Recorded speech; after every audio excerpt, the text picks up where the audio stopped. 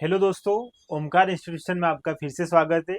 और आज हम एक बेहतर टॉपिक लेकर आए हैं जो हमारी एमपीपीएससी प्रीलिम्स की इकाई 6 का महत्वपूर्ण बिंदु है। जी हाँ दोस्तों, आज हम बात करेंगे भारत की कृषि। भारत की कृषि से क्वेश्चन बन सकता है। इससे पहले जो आप देखोगे 2024 के सिलेबस से पहले यदि आप देखोगे तो भारतीय कृषि का इतना ज्यादा वेटेज नहीं था, क्योंकि इकोनॉमी से प्रश्न बनते नहीं थे इतने ज्यादा। पूछी भी जाती थी तो केवल मध्य प्रदेश की अर्थव्यवस्था पूछी जाती थी और उसमें हम मध्य प्रदेश की कृषि को बेहतर तरीके से कंप्लीट कर लेते थे। लेकिन भारत की कृषि को वहां पर हम नहीं देखते थे। लेकिन अभी नया सिलेबस जो आया है, इसमें भारत की कृषि को वहां पर मेंशन किया हुआ है, तो हम इसको बेहतर तरीके से यहाँ पर कंप्लीट करेंगे। दोस्तों, भारतीय अर्थव्यवस्था की नवीन प्रवृत्तियां है, ये सिलेबस का पॉइंट है ऐसा, जिसमें हम कृषि, उद्योग और सेवा क्षेत्र तीनों को देखेंगे यहाँ पर। तो आज की हमारी इस क्लास में हम बेहतर तरीके से कृषि को कंप्लीट करते हैं। यहाँ से प्रश्न बनने की संभावना है। देखो, सबसे पहली बात तो कृषि से संबंधित योजनाएं हमें अच्छे से कंप्लीट करनी होगी। पिछली बार भी यहाँ से प्रश्न बने थे, इस बार भी बन सकते हैं। ठीक है, तो पहली बात योजना है।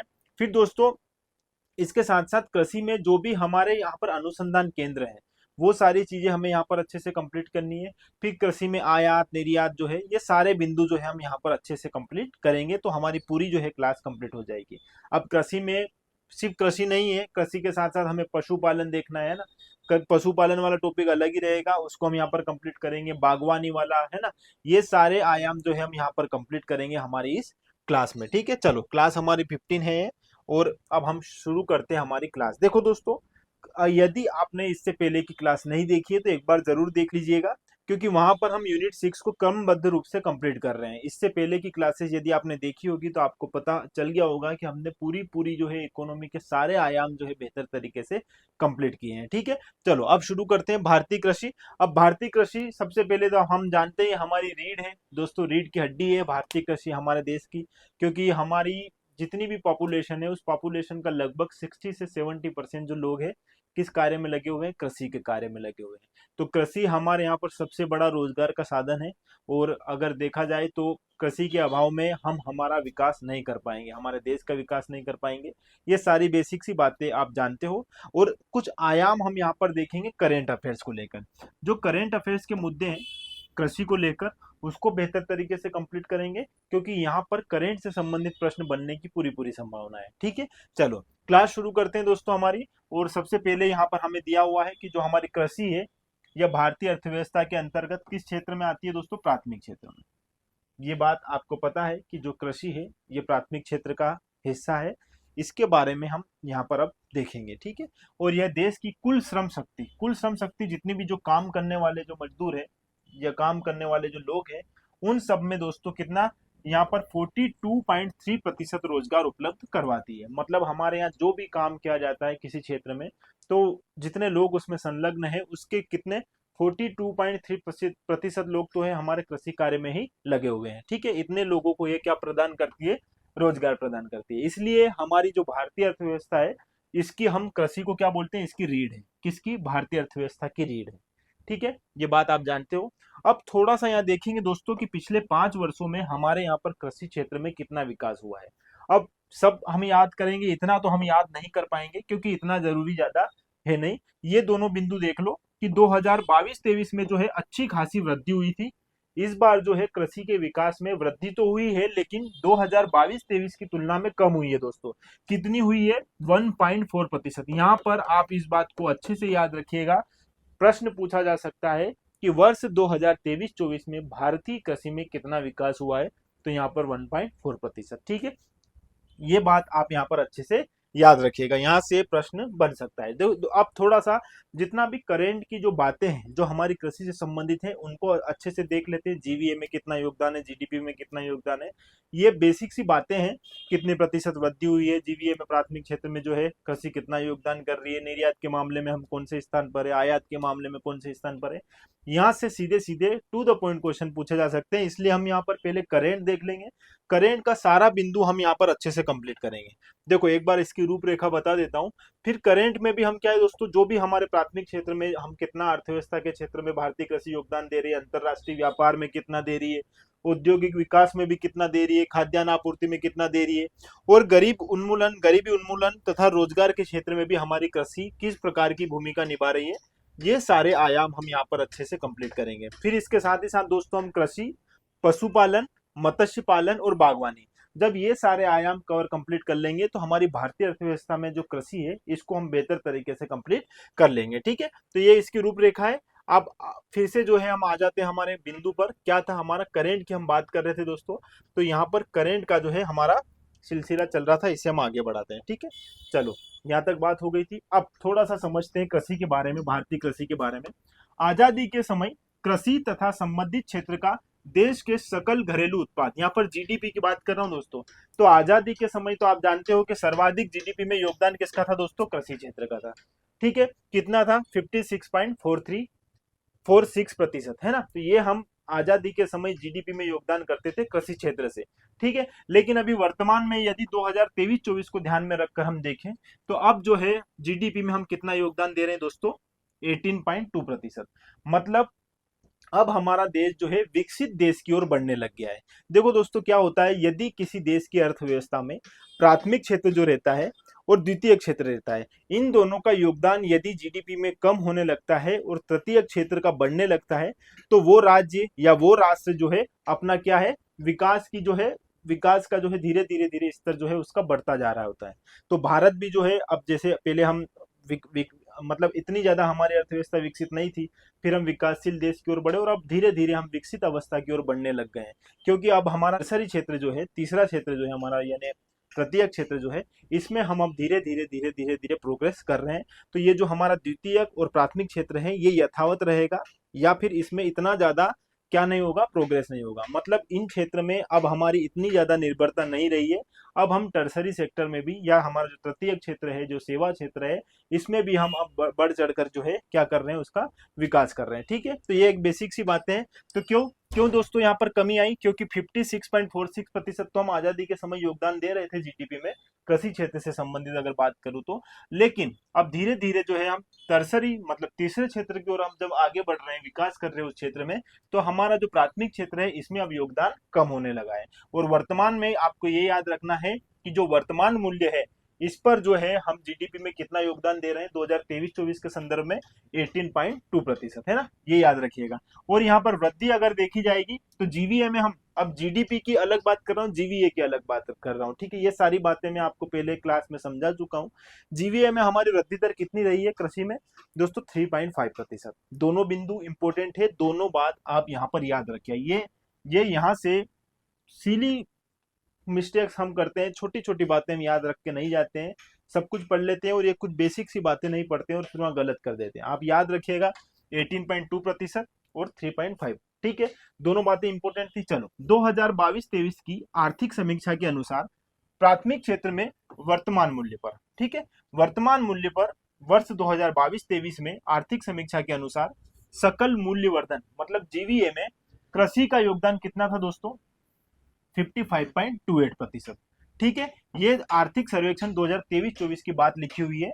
इसमें हम कितना 2022-23 में कितना करते थे दोस्तों, जीवीए में हमारा योगदान कितना था कृषि का, 55.28%। ठीक है, अब 2022-23 के दौरान प्रसंस्कृत खाद्य निर्यात सहित कृषि खाद्य निर्यात का मूल्य 46.44 बिलियन अमेरिकन डॉलर था, जो भारत के कुल निर्यात का लगभग 11.7% है। इस प्रकार प्रसंस्कृत खाद्य निर्यात का हिस्सा 2022-23 में 23.4% हो गया। इतना ज्यादा याद रखने की इसको आवश्यकता नहीं है। ठीक, चलो खाद्यान्न की खरीद, वितरण और भंडारण का कार्य करने वाली नोडल एजेंसी कौन सी हमारे यहाँ पर, भारतीय खाद्य निगम, सीआईपी, ये याद रखिएगा, है ना, ये बात आपके लिए इंपॉर्टेंट है। चलो, पिछले 5 वर्षों में कृषि क्षेत्र में 4.18% का औसत विकास हुआ है। ठीक है, स्थिर कीमतों के संदर्भ में, ये ध्यान रखिएगा, इतना ज्यादा इंपॉर्टेंट नहीं है लेकिन देख लीजिएगा एक बार। वित्त वर्ष 2024 में कृषि क्षेत्र वृद्धि दर कितनी रही दोस्तों, 1.4%, जो पिछले वर्ष की तुलना में, जो पिछले वर्ष कितनी थी 4.7, इससे क्या है, कम है। हमने पहले ही बात करी दोस्तों, सबसे पहले हमने इसी मुद्दे पर बात करी थी जो मैं आपको बता रहा था कि 2022-23 में हमने अच्छी प्रोग्रेस करी थी, कितनी, 4.7%, लेकिन 2023-24 में हमने की है दोस्तों 1.4%। तो यहाँ पर हमने प्रोग्रेस तो करी है, विकास तो हुआ है, लेकिन पिछले वर्ष की तुलना में कम हुआ है। कितना हुआ है यहाँ पर, 1.4%। ठीक है, ये बात याद रखना, और यही बात यहाँ पर हमने अभी देख ली एक बार और। ठीक है, भारतीय कृषि के परिणाम स्वरूप विश्व के 2.4% क्षेत्र से भारत विश्व के 17.5% आबादी का भरण पोषण करता है। देखो, विश्व के अगर क्षेत्रफल में भारत का अगर एरिया निकालेंगे तो पूरे विश्व में भारत कितना कितना है, भारत का क्षेत्र केवल 2.4%। लेकिन पॉपुलेशन वाइज हम देखेंगे तो भारत जो है 17.5% का योगदान देता है विश्व भर की जनसंख्या में। तो आप सोचो दोस्तों, केवल 2.4% का क्षेत्र जो है लगभग कितने 17.5% की आबादी का क्या कर रहा है, भरण पोषण कर रहा है। तो यहाँ से आप दोनों बातें याद रखना कि क्षेत्रफल के हिसाब से यदि भारत का योगदान देखा जाए विश्व भर में तो कितना 2.4% है, और पॉपुलेशन वाइज देखा जाए तो 17.5। क्योंकि दुनिया में अगर हम देखा जाए तो आज वर्तमान में देखा जाए तो हम पूरी दुनिया में सबसे ज्यादा आबादी वाले देश में रहते हैं, ठीक है। और पहले नंबर पर अभी हम ही है। 2011 की जनगणना के अनुसार देखा जाएगा तो हम चीन के बाद आते हैं, लेकिन वर्तमान स्थिति में तो हम ही है, ठीक है। ये बात तो आपको पता ही होगी। आगे, राष्ट्रीय किसान आयोग द्वारा भारतीय कृषि पर जीडीपी का 5% व्यय करने का सुझाव दिया गया है। देखो, ये ऐसे प्रश्न बनते हैं दोस्तों कि हाल ही में राष्ट्रीय किसान आयोग द्वारा भारतीय कृषि पर कितने प्रतिशत जीडीपी का व्यय करने की सुझाव दिया गया है या बात कही गई है। तो यहाँ पर याद रखिएगा कितने दोस्तों, 5%, ठीक है। और वर्तमान में इसमें जीडीपी के शोध में कितना बताया दोस्तों, इसको 0.3% भाग, ठीक है। वर्तमान में जीडीपी के शोध का केवल 0.3% भाग जो है हम क्या कर रहे हैं, इस पर लगा रहे हैं। लेकिन ये जो है राष्ट्रीय किसान आयोग, इसके द्वारा यह बताया गया है कि 5% व्यय हमें करना चाहिए हमारी कृषि पर, ठीक है। ये बात याद रखिएगा, इंपोर्टेंट है। जनगणना 2011 के अनुसार देश की कुल आबादी की 54.6% जनसंख्या कृषि एवं इससे संबंधित गतिविधियों में संलग्न है तथा अन्य उपक्रमों में 22.4%। आपको केवल ये याद रखना है कि कृषि कार्य में यदि 2011 की जनगणना के अनुसार देखोगे तो कृषि कार्य में देश की कुल आबादी का कितना दोस्तों, 54.6% भाग लगा हुआ है, ठीक है। इतने लोग केवल कृषि पर निर्भर है, ठीक है। तो ये याद रखना। वर्तमान में राष्ट्रीय आय में कृषि क्षेत्र का योगदान निरंतर कम होता जा रहा है, जो इसके विकासशील अर्थव्यवस्था से विकसित अर्थव्यवस्था की ओर संकेत कर रहा है। देखो, ये मैंने बात अभी कही थी, धीरे धीरे देखो आजादी के समय हम लगभग जीडीपी में 55% जो है कृषि क्षेत्र जो है हमारा योगदान दे रहा था, लेकिन धीरे धीरे आज वर्तमान में देखा जाए तो 18.23% जो है ये हमारा योगदान हम दे रहे हैं, है ना, जीडीपी में कृषि क्षेत्र का। तो मतलब हमें लगातार इसकी कमी हो रही है, लेकिन टर्सरी सेक्टर में हम धीरे धीरे क्या है, वृद्धि कर रहे हैं, उसमें ज्यादा योगदान दे रहे हैं। तो ये हमारा जो है विकासशील अर्थव्यवस्था से विकसित अर्थव्यवस्था की ओर आगे बढ़ने का संकेत दे रही है, ठीक है। तो ये सारी बातें बेसिक है, ये आप जानते हो, तो एक बार ये भी आप देख लीजिएगा, ठीक है। वर्ष 2023-24 में कृषि क्षेत्र में 1.4% की वृद्धि रही, हमने देख लिया है। कृषि योग्य भूमि के अनुसार भारत विश्व में द्वितीय स्थान पर, पहले स्थान पर यूएसए, फिर जो है कृषि योग्य भूमि के मामले में हम कौन से स्थान पर है, सेकेंड स्थान पर है, ठीक है। ये याद रखिएगा। हाल ही में सरकार ने भारत ब्रांड, क्या नाम दोस्तों, भारत ब्रांड के नाम से जो है चावल की बिक्री की शुरुआत की है, ठीक है। तो किस फसल की शुरुआत के लिए भारत सरकार ने जो है भारत ब्रांड के नाम से बिक्री शुरू की है, किस फसल के लिए, तो ये याद रखिएगा, चावल के लिए, ठीक है। भारत ब्रांड के नाम से जो है अब चावल की बिक्री शुरू होगी हमारे देश में, ये बात आप याद रखिएगा, इंपोर्टेंट है। वर्तमान परिदृश्य में भारतीय कृषि का महत्व, देखो दोस्तों, वर्तमान परिदृश्य में भारतीय कृषि का महत्व यदि हम देखेंगे तो इन सारे सेक्टर्स में देखेंगे। अर्थव्यवस्था के क्षेत्र में हमारी कृषि किस प्रकार योगदान दे रही है, अंतरराष्ट्रीय व्यापार के क्षेत्र में, औद्योगिक निर्यात के क्षेत्र में, औद्योगिक विकास के क्षेत्र में, खाद्य आपूर्ति के क्षेत्र में, तथा गरीबी उन्मूलन व लोगों को रोजगार प्रदान करने के क्षेत्र में, ठीक है। सबसे पहले अर्थव्यवस्था के क्षेत्र में देखेंगे दोस्तों, तो यहाँ पर आजादी के समय सकल घरेलू उत्पाद में कृषि तथा संबंधित क्षेत्र का योगदान 56.46% था, इस पर हमने बात कर ली है। और वर्तमान में कितना है, 18.03%, ठीक है, ये याद रखना। चलो, वर्ष 2014-15 के अनुसार मौजूदा कीमतों पर जीवीए में फसल क्षेत्र की हिस्सेदारी कितनी है दोस्तों, 61.75% थी। ये कब थी, 2014-15 में। जो 2023-24 में कितनी हो गई दोस्तों, 55.28% है ना, ये भी याद रखिएगा। वर्ष 2023-24 के द्वितीय अग्रिम अनुमानों के अनुसार देश में कुल खाद्यान्न उत्पादन रिकॉर्ड कितना हुआ है, ये याद रखिएगा। 2023-24 में हमारे यहाँ पर कुल खाद्यान्न उत्पादन जो है कितना हुआ है, ये हुआ है दोस्तों 328.8 मिलियन टन, ठीक है। ये बात याद रखिएगा। भारत अपने खाद्यान्न का कितना 7% से अधिक जो है निर्यात करता है, ये याद रखना। जो भी हमारे यहाँ खाद्यान्न मान लो अभी कितना हो रहा है दोस्तों, 328.8 मिलियन टन, ये हमारे यहाँ पर उत्पादन हुआ है। तो इतना हमारा उत्पादन होता है, इसमें हम कितना निर्यात करते हैं, तो यहाँ पर भारत अपने खाद्यान्न का कितना 7% जो है क्या करता है दोस्तों, निर्यात करता है। ये बात याद रखिएगा, ठीक है। चलो आगे अंतरराष्ट्रीय व्यापार के क्षेत्र में यदि हम बात करें, अंतरराष्ट्रीय व्यापार में हम किस प्रकार जो है हमारी कृषि जो है योगदान दे रही है, इसको अच्छे से समझते हैं। देखो दोस्तों, भारत द्वारा निर्यात कौन कौन सी वस्तुएं, पहली बात तो ये देखो कौन कौन सी है, चाय, जूट, काजू, तंबाकू, कॉफी और मसाले, ये सब जो है हम इनका जो है प्रमुखता से क्या करते हैं, निर्यात करते हैं, ठीक है। ये निर्यात की हमारी प्रमुख उत्पाद है, ये अच्छे से देखिएगा। दूसरा दोस्तों, वर्ष 2021-22 में भारत द्वारा किए गए कुल निर्यात में कृषि उत्पादों का योगदान कितना है, 23.20%, ठीक है, ये याद रखिएगा। आगे, कृषि तथा खाद्य पदार्थ के वैश्विक निर्यात में भारत का स्थान वर्ष 2023 में 7वें स्थान पर रहा। थोड़ा सा यहाँ पर करेक्शन करना है, संशोधन करना है, महत्वपूर्ण बात बता रहा हूं। देखो दोस्तों, 2023 तक यदि आप ये रिपोर्ट 2023 में हमने देखी है, तो मतलब 2021-22 का यहाँ पर डेटा देखा होगा, उसमें भारत का स्थान था 7वां, ठीक है। लेकिन WTO ने अभी फिर से जो है इसके लिए जारी की है अपनी रिपोर्ट, और WTO ने इसके लिए वर्ष बताया है, स्थान बताया है 8वां।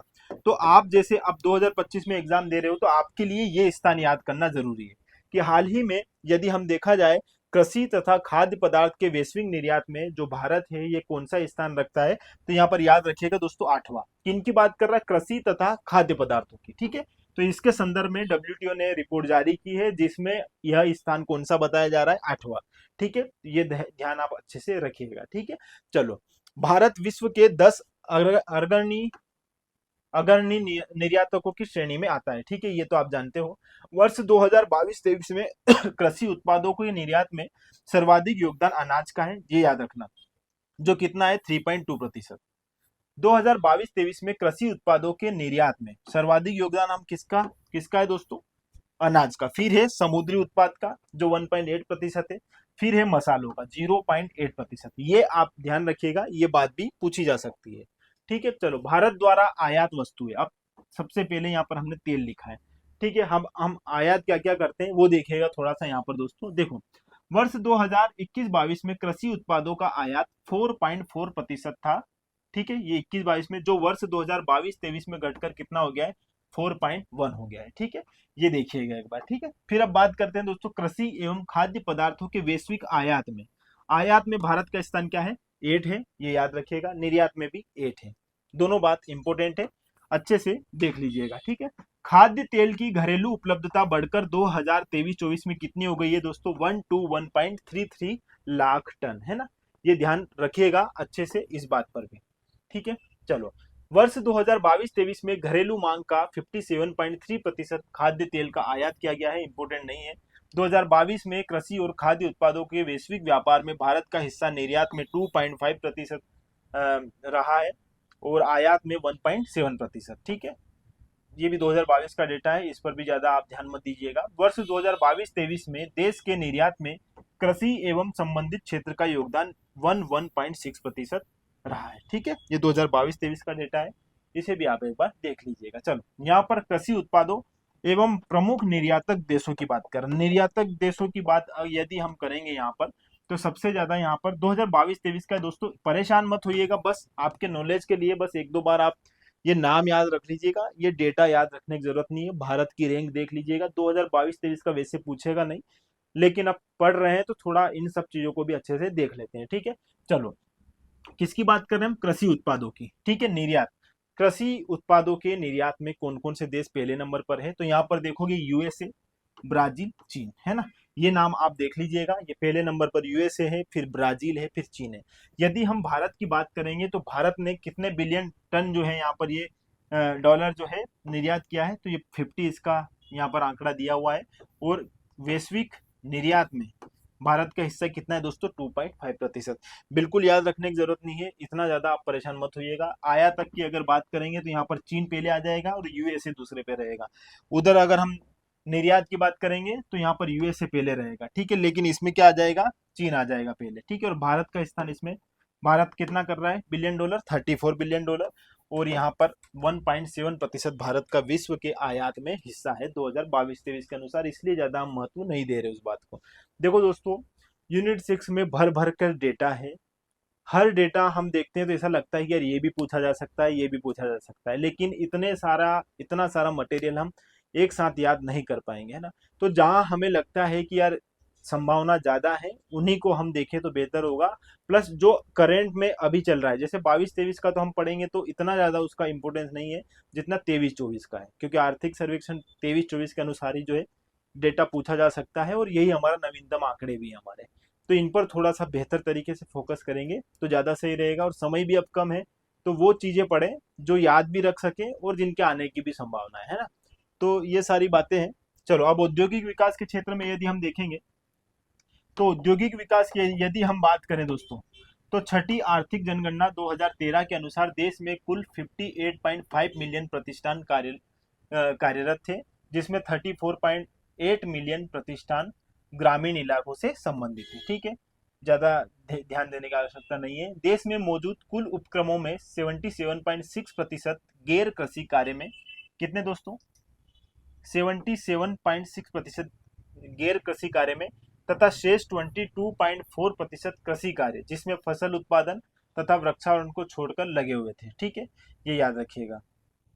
ये भी दोनों बातें इतनी ज़्यादा इम्पोर्टेंट है नहीं, बस थोड़ा सा आप इसमें देखिएगा। भारत के अधिकांश बड़े उद्योग जो है वो वस्त्र उद्योग, चीनी उद्योग, खाद्य प्रसंस्करण उद्योग, पटसन उद्योग आदि प्रत्यक्ष एवं अप्रत्यक्ष रूप से कृषि कार्य पर निर्भर है। ठीक है, अब खाद्यान्न आपूर्ति की बात कर लेते हैं दोस्तों। 64.18% कृषि भूमि पर खाद्यान्न फसलें उगाई जाती है। 2022-23 में खाद्यान्न उत्पादन 329.7 मिलियन टन से वर्ष 2023-24 में 328.8 मिलियन। ये याद रखिएगा दोस्तों, ये इंपॉर्टेंट है बस। ठीक है, कमी जरूर आई है, कितनी कमी आई है, 0.27% की। ठीक है, तो खाद्यान्न उत्पादन कितना हुआ है वर्ष 2023-24 के अनुसार, 328.8 मिलियन टन। ये याद रखिए, कितनी कमी हुई है, 0.2% की कमी हुई है। ठीक है, पोषक अनाज में पिछले वर्ष की तुलना में 1% की वृद्धि हुई है। नकदी फसलों के अंतर्गत देश का 23% भाग आता है। कृषि उत्पादन के मूल्य में नकदी फसलों का 40% योगदान है। ठीक है, देख लीजिएगा इसे भी। भारत चावल, गेहूं, कपास, गन्ना आदि फसलों का दूसरा, कौन सा दोस्तों, किसमें दूसरे स्थान पर है भारत, ये बिंदु इंपॉर्टेंट है, इसको थोड़ा देखिएगा। ठीक है, इसको अच्छे से देखिए। भारत जो है चावल, गेहूं, कपास, गन्ना आदि फसलों का उत्पादन जो है करता है, और इसमें कौन से स्थान पर है, दूसरे स्थान पर है।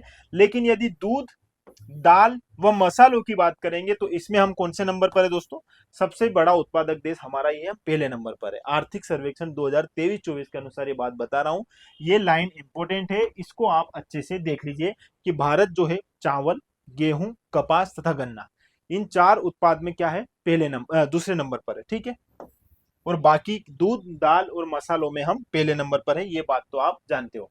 ठीक है, गरीबी उन्मूलन एवं रोजगार के क्षेत्र में क्या क्या है, हमारी अर्थव्यवस्था किस प्रकार जो है योगदान कर रही है।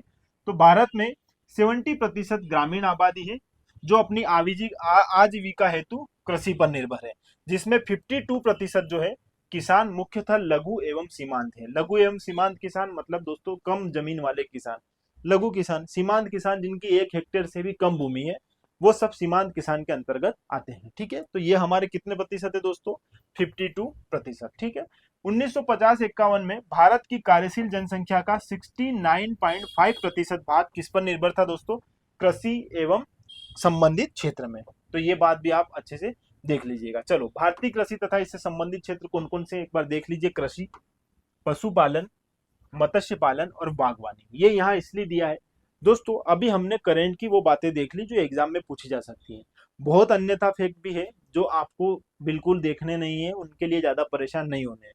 कुछ ऐसी बातें जो है आगे अब हम जो करेंगे उनको आप बेहतर तरीके से टारगेट कीजिएगा, वहां से प्रश्न बनते हैं। ठीक है, थोड़ा सा हेल्थ का मसला है इसलिए इतनी ज्यादा एनर्जी है नहीं, आप थोड़ा सा समन्वय बना के रखना, क्योंकि क्षमता इतनी है नहीं कि एक आध घंटे की क्लास हो पाए, लेकिन जितना हो पा रहा है उतना करने का प्रयास कर रहा हूँ। थोड़ा सा समझिएगा, इत्मीनान से अपन देखते हैं। तो यहाँ पर सबसे पहले हम कृषि देख लेते हैं। अगर हम कृषि की बात करें तो कृषि एवं फसल, सबसे पहला हमारा बिंदु यही है, कृषि एवं फसल। कृषि एवं फसल की हम बात करेंगे तो भारतीय कृषि किस पर निर्भर है दोस्तों, मानसून पर निर्भर है। इसलिए हम भारतीय कृषि को क्या बोलते हैं, मानसून का जुआ बोलते हैं। ठीक है, ये आप जानते हो। दूसरा दोस्तों, आर्थिक समीक्षा 2023-24 के अनुसार भारत जो है चावल, गेहूं, कपास, और गन्ना। ये अभी हमने थोड़ी देर पहले देखा है। इन सब में हम कौन से हैं? दूसरा सबसे बड़ा हमारा उत्पादक राष्ट्र है हमारा देश। ठीक है, किन किन में? चावल, गेहूं, कपास, गन्ना। देखो दोस्तों, ये चार प्रमुख फसल है, इसलिए यहाँ पर इनको मेंशन किया है। वैसे आर्थिक सर्वेक्षण की पूरी लिस्ट जो है वहां पर मैं बताऊंगा, पीछे हमने जो अभी आगे हम बात करेंगे उस पर 2023-24 में खाद्यान्न उत्पादक राष्ट्र जो है तथा हमारे राज्य भी जो है उनको भी अच्छे से हम वहां पर समझ लेंगे, जहां से प्रश्न बनते भी हैं, पिछली बार बने भी थे। लेकिन यहाँ पर इसलिए दिया है कि देखो, अगर आप यहाँ पर देखोगे, गेहूं भी हमारी प्रमुख फसल है, ठीक है, चावल भी हमारी प्रमुख फसल है, गेहूं चावल है। यदि आप देखोगे, कपास भी लगभग लगभग इसको बोल सकते हैं कि हमारे यहाँ की प्रमुख फसल है। ठीक है, गन्ना तो है ही। तो इस प्रकार ये हमारी प्रमुख फसलें हैं, और इन प्रमुख फसलों में हम कौन सा स्थान रखते हैं? दूसरा स्थान। कभी परेशान होकर ये ना बोल दे यार अपने यहाँ तो गेहूं सबसे ज्यादा होते हैं, तो हो सकता है हम दुनिया में पहले नंबर पर हम ही गेहूं का उत्पादन कर रहे हो, चावल में हम ही कर रहे हो, कपास में, गन्ना में। तो ऐसे परेशान मत होइएगा, यहाँ पर ध्यान रखिएगा हम इनके उत्पादन में दूसरे नंबर पर है। ठीक है, ये बात याद रखिएगा। नीति आयोग के अनुसार वर्ष 2022-23 में सकल बुआई क्षेत्रफल 141 बिलियन हेक्टेयर का था। ठीक है, और सिर्फ 52% भाग ही सिंचित है। ठीक है, ये हमारा नीति आयोग बोल रहा है कि 2022-23 में जो सकल बुआई का क्षेत्रफल है, ये कितना है दोस्तों? 141 मिलियन हेक्टेयर। सकल बुआई का क्षेत्र हमारा 141 है, तो इसका सिर्फ 52% भाग ही सिंचित है।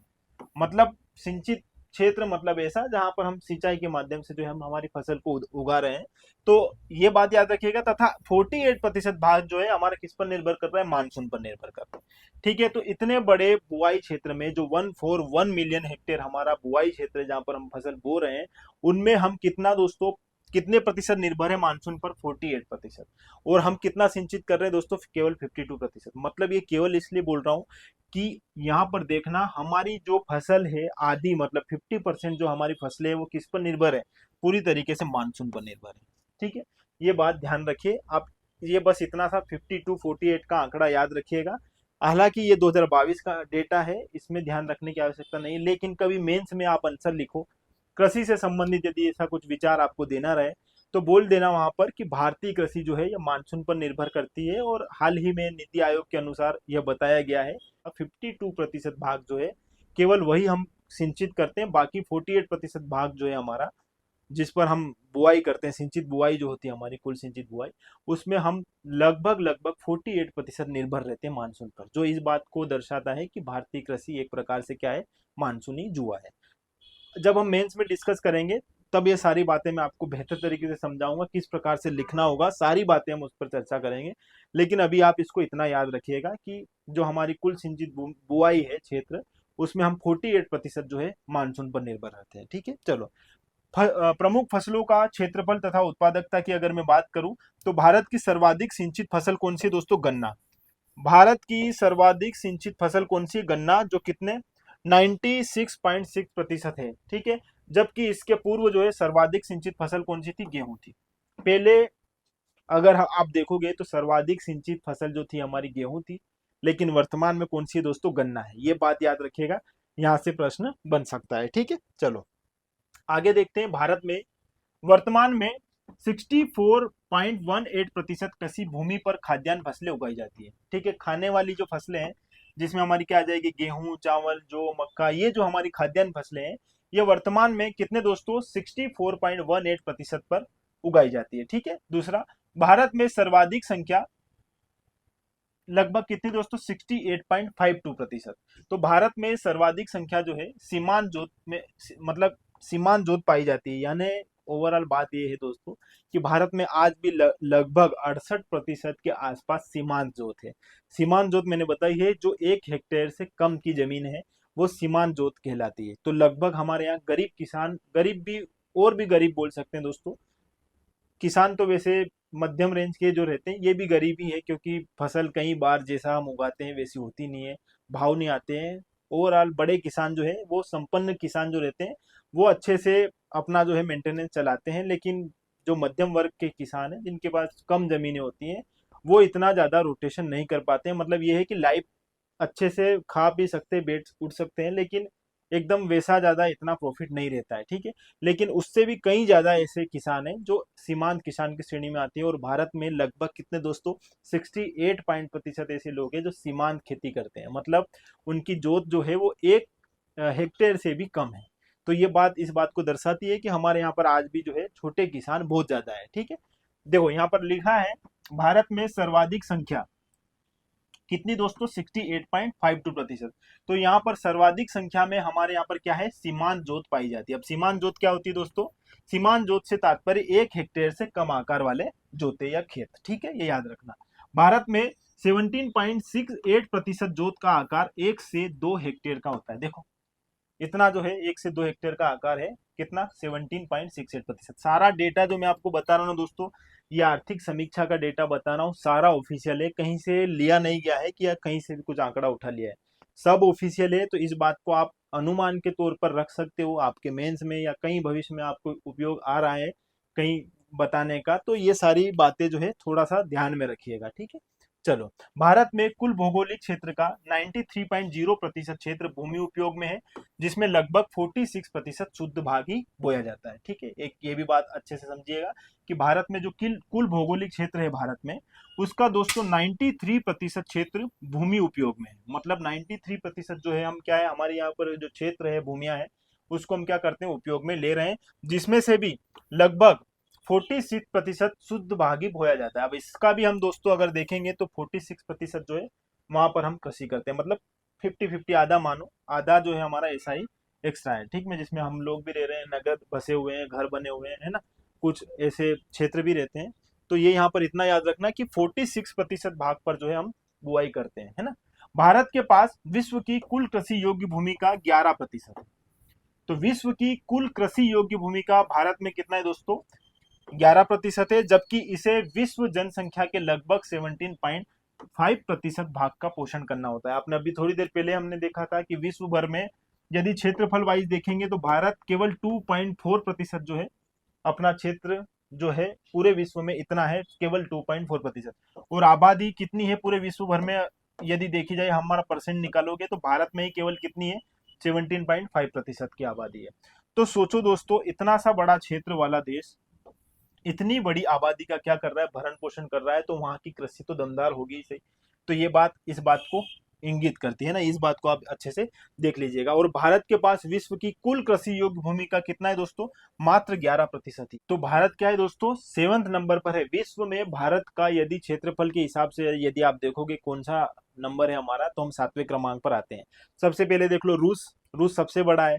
फिर रूस के बाद उधर देख लो कनाडा है, ठीक है, इधर चीन हो गया, यूएसए हो गया, फिर उधर से ब्राजील हो गया, ऑस्ट्रेलिया हो गया, और फिर 7वें नंबर पर आता है हमारा भारत। तो ये 7वें नंबर पर हम क्षेत्रफल के आधार पर है। तो दोस्तों इतना छोटा हमारा क्षेत्र है, उसके बावजूद विश्व की दूसरे नंबर पे सबसे ज्यादा आबादी किसके पास है, हमारे पास है। उसका भरण पोषण कर रहे हैं हम केवल कितने प्रतिशत कृषि योग्य भूमि में, 11% योग्य भूमि में। तो ये एक सोचने वाली बात है, इसको भी आप थोड़ा सा समझिएगा, ठीक है। चलो, अब थोड़ा सा खाद्यान्न उत्पादक इसमें देख लेते हैं, 2023-24 में हमने कितना खाद्यों का उत्पादन किया है। ये याद इंपोर्टेंट करना दोस्तों कि 2023-24 ही देखो, 2023-24 ही जो है हमारे लिए इंपोर्टेंट है। तो 2023-24 में खाद्यान्न उत्पादन कितना हुआ दोस्तों, 328.8 मिलियन टन, ठीक है। ये याद रखिएगा, इंपोर्टेंट बिंदु है ये, 3 बार हम इसका जिक्र कर चुके हैं। अब भारत में फसलें देखते हैं, भारतीय फसलें कौन कौन सी है। तो देखो दोस्तों, सबसे पहले रबी की फसल देखते हैं, जो बुआई होती है इसकी अक्टूबर नवंबर में। आपसे प्रश्न क्या पूछा जाएगा दोस्तों यहाँ पर कि इनमें से कौन सी रबी की फसल है, कौन सी खरीफ की फसल है, और कौन सी जायद की फसल है। इतना आपसे प्रश्न बन सकता है कि ये बताओ कि जो अलसी है, यह अलसी रबी की फसल है या खरीफ की फसल है या जायद है या रबी खरीफ दोनों है। आपको यहाँ से प्रश्न बन सकता है, इसलिए इसको थोड़ा बेहतर तरीके से समझने का प्रयास करना। देखो रबी की अगर बात करेंगे दोस्तों, तो रबी जो है हमारी अक्टूबर नवंबर में बोई जाती है, ठीक है। अब अक्टूबर नवंबर में बोई जाएगी और कटाई होगी इसकी दोस्तों अप्रैल और मई में, ठीक है। तो क्या इसमें कहीं से कोई आपको बारिश के आसार दिख रहे हैं, मतलब वर्षा की इसको आवश्यकता है, नहीं है। इसमें हम सिंचित करेंगे, इसको हम सिंचाई के द्वारा उत्पादित करते हैं। तो रबी की फसल जो है ये हमारी जो है हम क्या करते हैं दोस्तों, सिंचाई करते हैं इसकी, तो जाके ये जो है हमें मिलती है। और रबी की फसल जो है ये वर्षा पर निर्भर करती है, क्योंकि हम इसको बोएंगे तब जब हमारा मानसून आएगा। तो मानसून कब आता है दोस्तों? जून जुलाई में आएगा। ठीक है, तो इसलिए हम खरीफ की फसल को तब बोते हैं जब हमें लगता है कि हाँ बारिश होगी एक आध दिन में, 15 दिन में, 20 दिन में। तो इस आधार पर ही हम जो है खरीफ की फसल को बोते हैं। तो खरीफ की फसल इसलिए इस टाइम पे बोते हैं क्योंकि ये वर्षा पर निर्भर रहती है। अब वर्षा पर निर्भर रहेगी तो ये सारी फसलें जो है हमारी जो है ये वर्षा पर निर्भर होती है। इसलिए इसमें कौन सी ऋतु आती है? वर्षा ऋतु। तो खरीफ की फसल वर्षा ऋतु के संदर्भ में है और रबी की फसल जो है ये शीत ऋतु में। ठीक है, शीत के टाइम पे हम इसको बोते हैं तो वर्षा की आवश्यकता होगी नहीं, इसको हम सिंचित करेंगे। ठीक है, और ये तो गर्मी में आती है। ककड़ी, तरबूज, खरबूज जो सारे हम देखते हैं दोस्तों ये कब देखते हैं हम? मार्च अप्रैल में देखते हैं। ठीक है, तो ये इसको ऐसे याद रखिएगा। थोड़ा सा एक बार सिस्टमेटिक समझा देता हूँ। देखो दोस्तों, रबी की फसल की अगर बात करें तो इसकी बुआई होगी अक्टूबर नवंबर में और कटाई होगी अप्रैल मई में, है ना? ये बात याद रखिएगा। अब कौन कौन सी रबी की फसल है उसको अच्छे से याद रखिएगा, एग्जाम में पूछा जाता है। देखो, गेहूं, जौ, चना, मटर, सरसों, आलू, अलसी और मसूर, ये सारे जो है रबी की फसल है। अच्छे से आप यदि आप समझोगे तो आपको समझ में आ जाएगा। ये अक्टूबर नवंबर में बोई जाती है। मतलब इसमें जो है आप ठंड में ये सारी चीजें देखते हो, गेहूं, जौ, चना, मटर, सरसों, आलू, मसूर, अलसी। ठीक है, यदि हम खरीफ की फसल की बात करेंगे तो ये जून जुलाई में बोई जाएगी दोस्तों और कटाई होगी इसकी सितंबर अक्टूबर में। अब खरीफ की फसल में क्या क्या आएगा? चावल, ज्वार, मक्का, सोयाबीन, मूंगफली, कपास, बाजरा, रागी, सन, जूट, उड़द, तंबाकू, ये सारे जो है हमारी खरीफ की फसल है। इसको यहाँ पर अच्छे से देखिएगा, वर्षा ऋतु से संबंध रखती है। ठीक है, इसी प्रकार जायद, जायद जो है ये रबी और खरीफ दोनों के बीच की फसल होती है क्योंकि इसको मार्च में बोया जाता है और जून में इसको इसकी कटाई होती है। ठीक है, तो इसमें आ जाएंगे हमारे तरबूज, खरबूज, ककड़ी, खीरा, करेला, ये सारी जो है हमारी क्या है दोस्तों?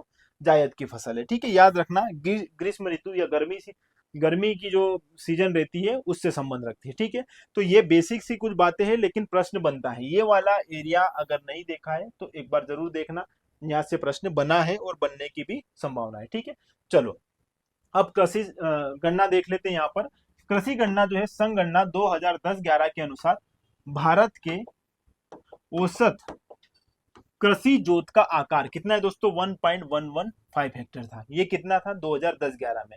जो कृषि संगणना 2015-16 में घटकर कितना हो गया है? 1.018 हेक्टेयर। ठीक है, देख लीजिएगा, ये भी पुराना डेटा है, इतना ज्यादा इसमें उलझिएगा मत। चलो, वर्ष 2023-24 में कृषि के लिए ऋण प्रवाह का लक्ष्य 20 लाख करोड़ रुपए निर्धारित किया गया है। ठीक है, तो ये याद रखना कि 2023-24 में कृषि के लिए ऋण प्रवाह का लक्ष्य कितना है दोस्तों? 20 लाख करोड़ रुपए। ठीक है, ये ध्यान रखिएगा। आर्थिक समीक्षा 2022-23 के अनुसार 2021-22 के चतुर्थ अग्रिम अनुमानों में चावल, गेहूं, गन्ना एवं मूंगफली का प्रति हेक्टेयर था। ये सेंटेंस ज्यादा आप इसमें उलझिएगा मत, ये कटौती है, कुछ भी इसमें सेंटेंस पूरा नहीं हो रहा है। 1950-51 में भारत के सकल घरेलू उत्पाद में कृषि क्षेत्र का योगदान 55.4% था तथा वर्तमान में भारत की राष्ट्रीय आय में 2022-23 में कृषि क्षेत्र का योगदान जीवीए में 18.03 हो गया है। ये बात आप जानते हो। इंडिया विजन 2020 के अनुसार जीडीपी में कृषि क्षेत्र का योगदान 6% निर्धारित किया गया है। ठीक है, इंडिया विजन 2020 के अनुसार, ठीक है, जीडीपी में कृषि क्षेत्र का योगदान कितना? 6% निर्धारित किया गया है। और भारत में कृषि वर्ष की अवधि जो है जुलाई से जून मानी जाती है। ये याद रखिएगा कि भारत में कृषि वर्ष की अवधि क्या है? जुलाई से जून। ठीक है, ऐसे। चलो आगे, विश्व के 4 कृषि योग्य भूमि धारक राष्ट्र कौन कौन से हैं? अमेरिका और सेकेंड में है भारत। तो दोस्तों पहले तो आप ये याद रखो कि भूमि धारक के मामले में कृषि योग्य भूमि जहां पर कृषि हो सके उसके मामले में भारत कौन से स्थान पर है? दूसरे स्थान पर है। पहले स्थान पर कौन है दोस्तों? अमेरिका, फिर रूस है तथा उसके बाद है चीन। ठीक है, ये याद रखिएगा। और विश्व के 3 शीर्ष खाद्यान्न उत्पादक राष्ट्र, अब यहाँ पर विश्व के 3 जो है खाद्यान्न उत्पादक राष्ट्रों में भारत को देखोगे आप तीसरे नंबर पर। ठीक है, ये फाओ की रिपोर्ट है जो 2022 में जारी हुई थी। फाओ क्या है दोस्तों?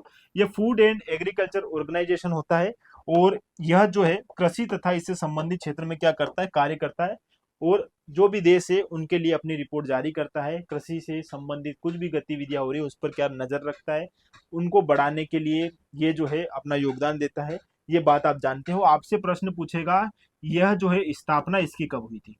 तो आपसे एक तो इसकी स्थापना पूछ सकता है दोस्तों, दूसरा आपसे इसका हेडक्वार्टर पूछ सकता है। ठीक है, तो यहाँ पर 16 अक्टूबर 1945, ये याद रखना, 1945 में जो है इसकी स्थापना हुई थी फाव की। और रोम में जो है इसका क्या है, हेडक्वार्टर। अब रोम कहाँ है दोस्तों, ये है इटली में। ठीक है, और भी इसकी कुछ बातें हैं, लेकिन देखोगे अगर इसके सदस्य देश देखोगे तो 197 इसके सदस्य देश है, लेकिन ये कुछ इतना इंपॉर्टेंट नहीं है, आपको केवल स्थापना और हेडक्वार्टर अच्छे से याद रखना है। ये प्रश्न यहाँ से पूछे गए हैं और पूछे जाने की भी संभावना है। तो यहाँ पर देख लेते हैं विश्व के 3 शीर्ष खाद्यान्न उत्पादक राष्ट्र। यदि 3 खाद्यान्न उत्पादक राष्ट्र की बात करेंगे तो भारत क्या है, तीसरे नंबर पर है। और भारत से पहले चीन और यूएसए है ना, ये दोनों बात याद रखना, चीन और यूएसए। ठीक है, आगे दोस्तों यहाँ पर देखते हैं उत्पादक इसका देखेंगे अगर उत्तर राज्य के संदर्भ में, तो उत्तर प्रदेश पहले नंबर पर है और हमारा मध्य प्रदेश है दूसरे नंबर पर।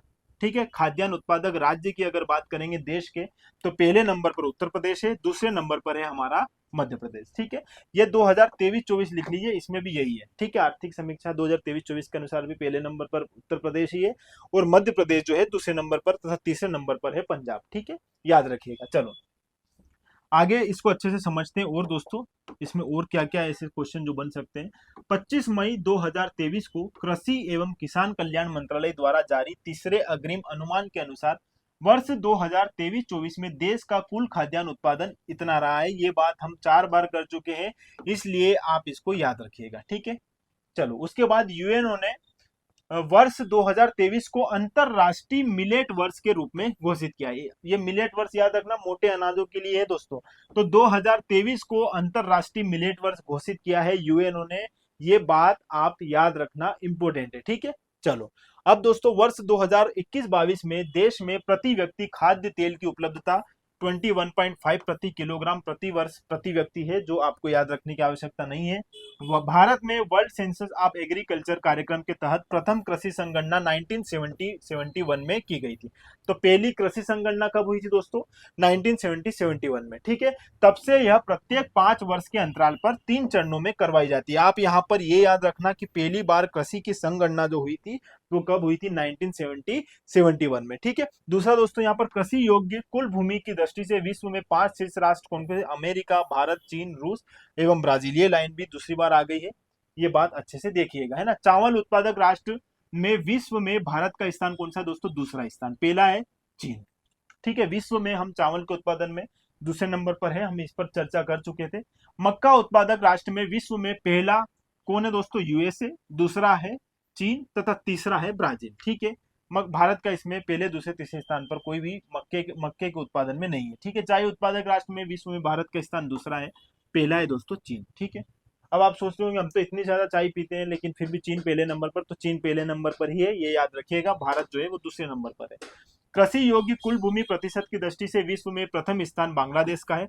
अब देखो सोचने जैसी बात है कि कृषि योग्य कुल भूमि प्रतिशत की दृष्टि से विश्व में पहले नंबर पर कौन है दोस्तों, बांग्लादेश, तथा भारत का इस दृष्टि में चतुर्थ स्थान है। ये फाओ ने 2022 में रिपोर्ट जारी करी थी, ये प्रतिशत के आधार पर बता रहा हूं दोस्तों। बाकी अगर देखा जाए तो यूएसए के बाद हम ही है ना, जो लगभग हमारे देश में कितने कृषि योग्य भूमि है, विश्व की कितने प्रतिशत कृषि योग्य भूमि है हमारे देश में, 11%। चलो कृषि मंत्रालय भारत सरकार 2018 की रिपोर्ट के अनुसार सर्वाधिक सिंचित क्षेत्रफल वाले राज्य में कौन है दोस्तों, पहले नंबर पर उत्तर प्रदेश और दूसरे नंबर पर है हमारा मध्य प्रदेश।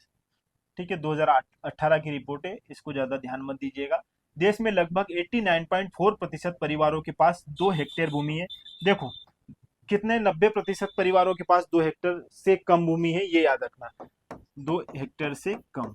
ठीक है, एग्जैक्ट 2 नहीं है, 2 से कम है, थोड़ा सा सेंटेंस में ऊपर नीचे हो गया है। सिंचाई के प्रमुख साधन, यदि आप सिंचाई के प्रमुख साधन की अगर बात करोगे यहाँ पर, तो देखो दोस्तों सबसे ज्यादा सिंचाई होती है नलकूप से। ठीक है, कितने प्रतिशत, 46.2% है ना, नलकूप से सर्वाधिक सिंचाई होती है। ठीक है, और ये 2018 की रिपोर्ट है, लेकिन ज्यादा इसमें बदलाव नहीं है। नल से 46.21%, नहर से 23.68%, कुआं से 16.60, है ना, तालाब से 2.15 और अन्य स्रोत से 10.99%। आपको ये याद रखना, सर्वाधिक नलकूप से। ठीक है, सिंचाई का प्रमुख स्रोत क्या है हमारा, नलकूप, जिससे लगभग 46.2% जो है क्या हो रही है, सिंचाई हो रही है। ठीक है, ध्यान देने योग्य एक बात यहाँ पर लिखी हुई है, इसको भी थोड़ा सा देख लीजिए, क्या है ये बात।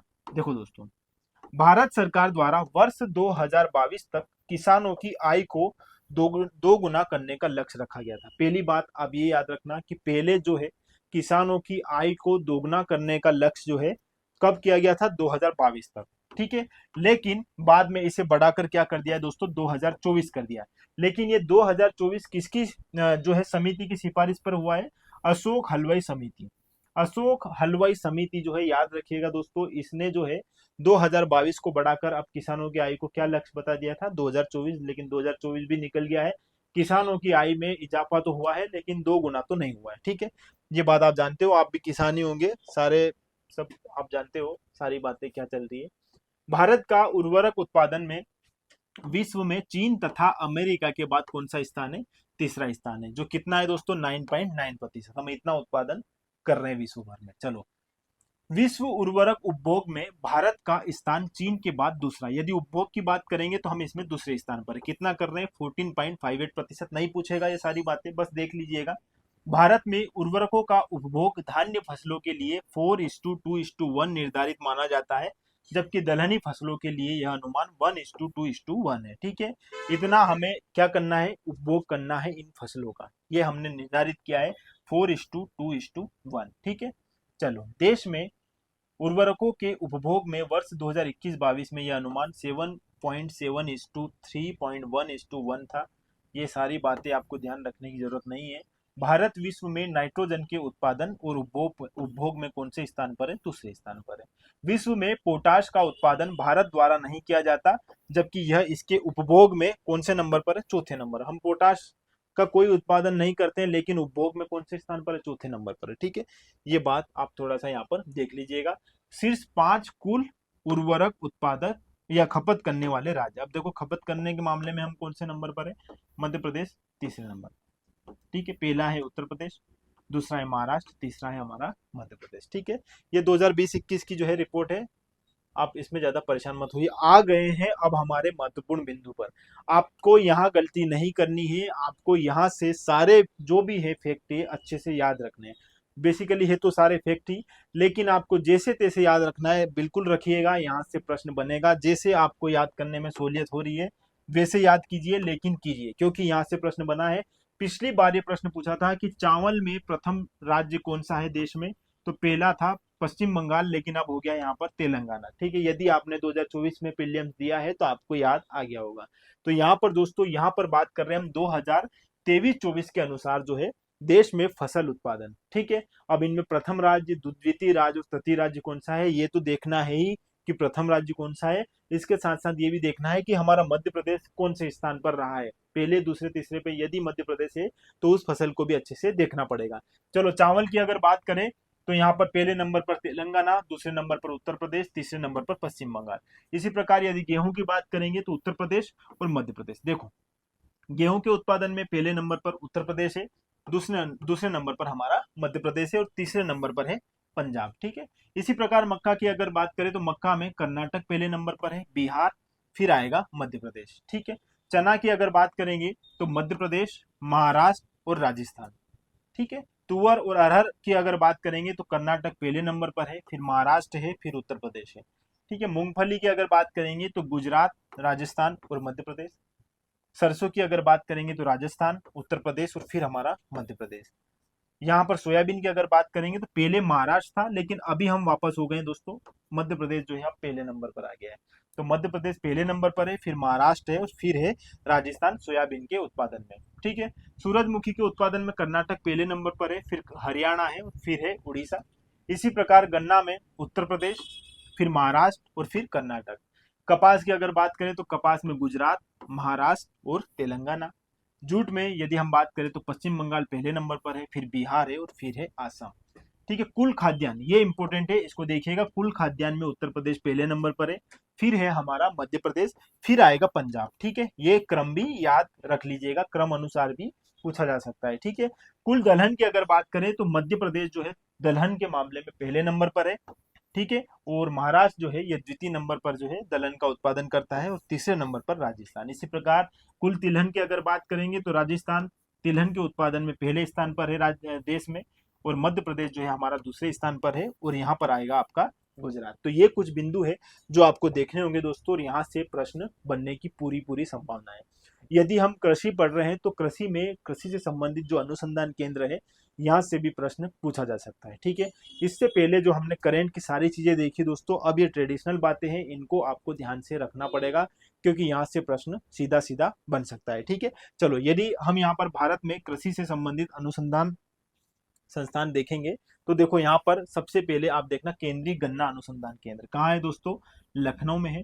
केंद्रीय चावल अनुसंधान केंद्र कहाँ है, कटक उड़ीसा में। ठीक है, ये बात आपको यहाँ पर याद रखना है। ठीक है, चलो केंद्रीय चाय अनुसंधान केंद्र की अगर बात करेंगे तो जोरहाट असम में है। केंद्रीय जूट अनुसंधान केंद्र कहाँ है, बैरकपुर कलकत्ता। और केंद्रीय दलहन कानपुर में है। केंद्रीय शीतोष्ण बागवानी संस्थान दोस्तों श्रीनगर में है, जम्मू कश्मीर में। केंद्रीय आलू अनुसंधान केंद्र कहाँ मिलेगा, शिमला हिमाचल प्रदेश में।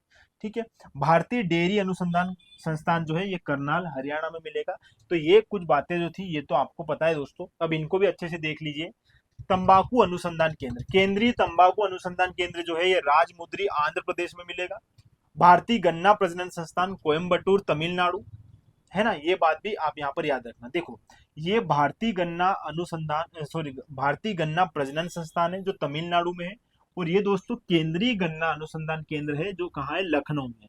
ये कंफ्यूजन नहीं होना चाहिए, इस प्रकार से प्रश्न आते हैं तो आपसे गलती ना हो, इस बात का विशेष ध्यान रखिए कि वो केंद्रीय गन्ना अनुसंधान केंद्र है जो लखनऊ में है, और ये भारतीय गन्ना प्रजनन संस्थान है जो कहाँ है दोस्तों, तमिलनाडु कोयम्बटूर में। ठीक है, केंद्रीय कॉफी अनुसंधान संस्थान की अगर बात करेंगे तो ये कर्नाटक के कुर्ग में है। और केंद्रीय गेहूं अनुसंधान केंद्र की बात करेंगे तो करनाल हरियाणा में है। ठीक है, केंद्रीय कपास अनुसंधान केंद्र की बात करेंगे तो नागपुर में आपको मिलेगा। और केंद्रीय मूंगफली अनुसंधान केंद्र की अगर बात करेंगे तो जामनगर गुजरात में। ठीक है, ये बात भी यहाँ पर याद रखना। केंद्रीय सोयाबीन अनुसंधान केंद्र दोस्तों कहाँ है, इंदौर में है। और केंद्रीय अंगूर अनुसंधान केंद्र जो है ये कहाँ मिलेगा दोस्तों, पुणे में मिलेगा। ठीक है, इसके साथ ही दोस्तों केंद्रीय भैंस अनुसंधान संस्थान हिसार हरियाणा। चौधरी चरण सिंह राष्ट्रीय कृषि विपणन जयपुर राजस्थान। केंद्रीय भेड़ व बेल अनुसंधान केंद्र अंबिका नगर राजस्थान में। टिड्डी चेतावनी केंद्र, टिड्डी आप जानते हो दोस्तों जहां जाती है वहां पर क्या करती है, फसलों का नुकसान कर देती है और ये झुंड में एक साथ जाती है।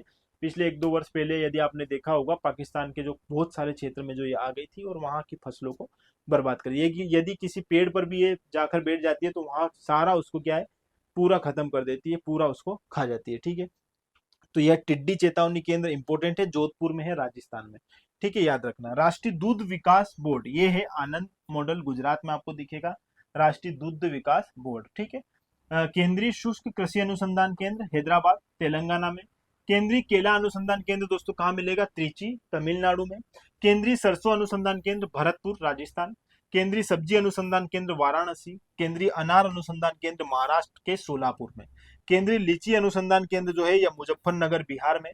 तथा केंद्रीय मक्का अनुसंधान केंद्र जो है ये आपको मिलेगा दोस्तों कहाँ पर, न्यू दिल्ली में। ठीक है, तो ये कुछ बातें हैं जो आपको यहाँ पर याद रखनी है। अब कृषि से संबंधित बहुत सारी क्रांतियां हुई है और इन क्रांतियों से भी प्रश्न पूछे जा सकते हैं। सीधा सीधा हरित क्रांति, प्रथम हरित क्रांति द्वितीय आपके सिलेबस में दिया हुआ है, थोड़ा सा यहाँ पर देख लीजिएगा दोस्तों, यहाँ से भी प्रश्न बन सकते हैं। हरित क्रांति जो है ये 1966-67 में आई थी और ये खाद्यान्न को ध्यान में रखकर जो है लाई गई थी, और यह स्वामीनाथन जो है इसके क्या है दोस्तों, पहले व्यक्ति है जो भारत में इसको लागू किए थे, इसलिए स्वामीनाथन को हरित क्रांति का जनक कहा जाता है, ये बात आपको पता है। और यदि अंतरराष्ट्रीय स्तर पर देखोगे तो नॉर्मन ई बोरलॉग, ये नाम आपने सुना होगा, ये विश्व के संदर्भ में यदि हरित क्रांति के जनक का नाम यदि लिया जाता है तो नॉर्मन ई बोरलॉग जिनका नाम है उनको याद किया जाता है। और भारत में यदि आप हरित क्रांति की अगर बात करेंगे हम कि हरित क्रांति का जनक भारत में कौन है, तो स्वामीनाथन। ठीक है, ये हमारे उत्तर के क्षेत्र जो पंजाब हरियाणा ये वाले बेल्ट जो है इसको सबसे ज्यादा क्या दिया था दोस्तों, लाभान्वित क्या था। ये कुछ बातें हैं बेसिक सी जो आपको पता होगी। खाद्यान्न में क्या फसलें जैसे गेहूं चावल वगैरह, इनके लिए जो है यह क्रांति हुई थी। ठीक है, ये याद रखिएगा। हरित क्रांति जो है ये 2006 में आई है, 2 वाली। ठीक है, और यह भी खाद्यान्न से संबंधित है और इसका उद्देश्य भी यही है कि सतत रूप से क्या करना है, कृषि को जो है आगे बढ़ाना है और जैविक कृषि पर जो है क्या है, थोड़ा सा हमें जोर देना है। ये क्रांति इसलिए आई है 2006 में, और इसका कोई जनक का या किस व्यक्ति से संबंधित है ऐसा कोई उपलब्ध डेटा इसका नहीं है। ठीक है, श्वेत क्रांति की अगर बात करें दोस्तों तो ये 1964-65 में आई थी जो दूध उत्पादन से संबंधित है। ठीक है, और इसके जनक जो है वो किसे बोला जाता है दोस्तों, वर्गीस कुरियन को। ये जानते हो आप नाम, ठीक है। लाल क्रांति जो है यह टमाटर और मांस से संबंधित है दोस्तों, और विशाल तिवारी जो है इससे संबंधित व्यक्ति माने जाते हैं। पीली क्रांति जो है यह तिलहन उत्पादन से संबंधित है, जो 1985 से 90 के बीच तक चली थी, ठीक है। और यह जो है सेम पेत्रोदा जो है इसके क्या है, इससे संबंधित व्यक्ति है, ठीक है। गुलाबी क्रांति प्याज उत्पादन व झींगा मछली से संबंधित है, और दुर्गेश पटेल ये नाम आपने सुना होगा, ये इन्हीं से संबंधित है, ठीक है। नीली क्रांति जो है 1985 से 99 तक चलाई गई है, और ये मछली उत्पादन से संबंधित है, और अरुण कृष्णन जो है इससे संबंधित व्यक्ति है। इसी प्रकार सुनहरी क्रांति को यदि आप देखोगे दोस्तों तो ये 2005-6 में चलाई गई थी, और ये बागबानी जिसमें फल उत्पादन और विशेष रूप से सेब इसके लिए लाई गई थी, ये वाली क्रांति सुनहरी क्रांति है ना। और निपेक टुटेजा जो है इससे संबंधित व्यक्ति है। इसी प्रकार रजत क्रांति अंडा उत्पादन, ये तो आप जानते हो दोस्तों, इंदिरा गांधी के समय इसे लाया गया था। और आगे आप देखो कृष्ण, जिसे हम काली बोल सकते हैं, काली क्रांति, यह पेट्रोलियम उत्पादन से संबंधित है। सिल्वर फाइबर जो है यह कपास उत्पादन से संबंधित है। गोल्डन फाइबर जो है यह जूट उत्पादन से संबंधित क्रांति है। ग्रे क्रांति जो है यह फर्टिलाइजर्स उत्पादन से संबंधित क्रांति है। भूरी क्रांति जो है कृषि उर्वरक चमड़ा उत्पादन के लिए जो लाई गई है क्रांति थी, ठीक है, भूरी क्रांति। गोल क्रांति आलू से संबंधित क्रांति है। और मीठी क्रांति जो है यह शहद से संबंधित क्रांति है। तो इस प्रकार क्रांति से भी संबंधित यदि प्रश्न बनता है तो आपसे प्रश्न बनना चाहिए दोस्तों। यहाँ से प्रश्न बन सकता है, क्रांति से भी बन सकता है, प्लस अब जो हमारा महत्वपूर्ण बिंदु है इससे तो बनेगा ही सही। ये योजना है जिसमें हम कृषि से संबंधित योजनाएं देखेंगे। और इससे पहले जो हमने देखा था कि जो कौन सा राज्य किस फसल का जो है उत्पादन कर रहा है, या मध्य प्रदेश किस स्थान पर है, या पहले नंबर पर कौन सा राज्य है, ये जो है खाद्यान्न उत्पादक राज्य जो है इनको जरूर देख लीजिएगा। यहाँ से प्रश्न पिछली बार भी बना है, आगे भी बनने की संभावना है, ठीक है। चलो, नमो ड्रोन दीदी जो है दोस्तों, ये कृषि में विकास हेतु लाई गई एक महत्वपूर्ण योजना है, जिसमें ड्रोन के माध्यम से हम क्या करते हैं, छिड़काव करते हैं पेस्टिसाइड्स का, फर्टिलाइजर्स का। आपके लिए याद ये रखना है दोस्तों, इसको शुरू कब किया गया है, तो 30 नवंबर 2023 को इसे शुरू किया गया है ना, ये याद रखिएगा ये वाली डेट, ठीक है। और महिलाओं को ड्रोन उपलब्ध करवाया जाएगा, और उन्हें चलाने की ट्रेनिंग दी जाएगी, ठीक है। चलो फास्ट फास्ट हम इन सबको देख लेते हैं दोस्तों। पिछली बार ये एग्जाम में प्रश्न पूछा गया था कि रानी दुर्गावती सी अन्न प्रोत्साहन योजना से कौन सी बात संबंधित है, क्या इसमें सही है, या कौन सा बिंदु जो है वो सही नहीं है इसके संदर्भ में।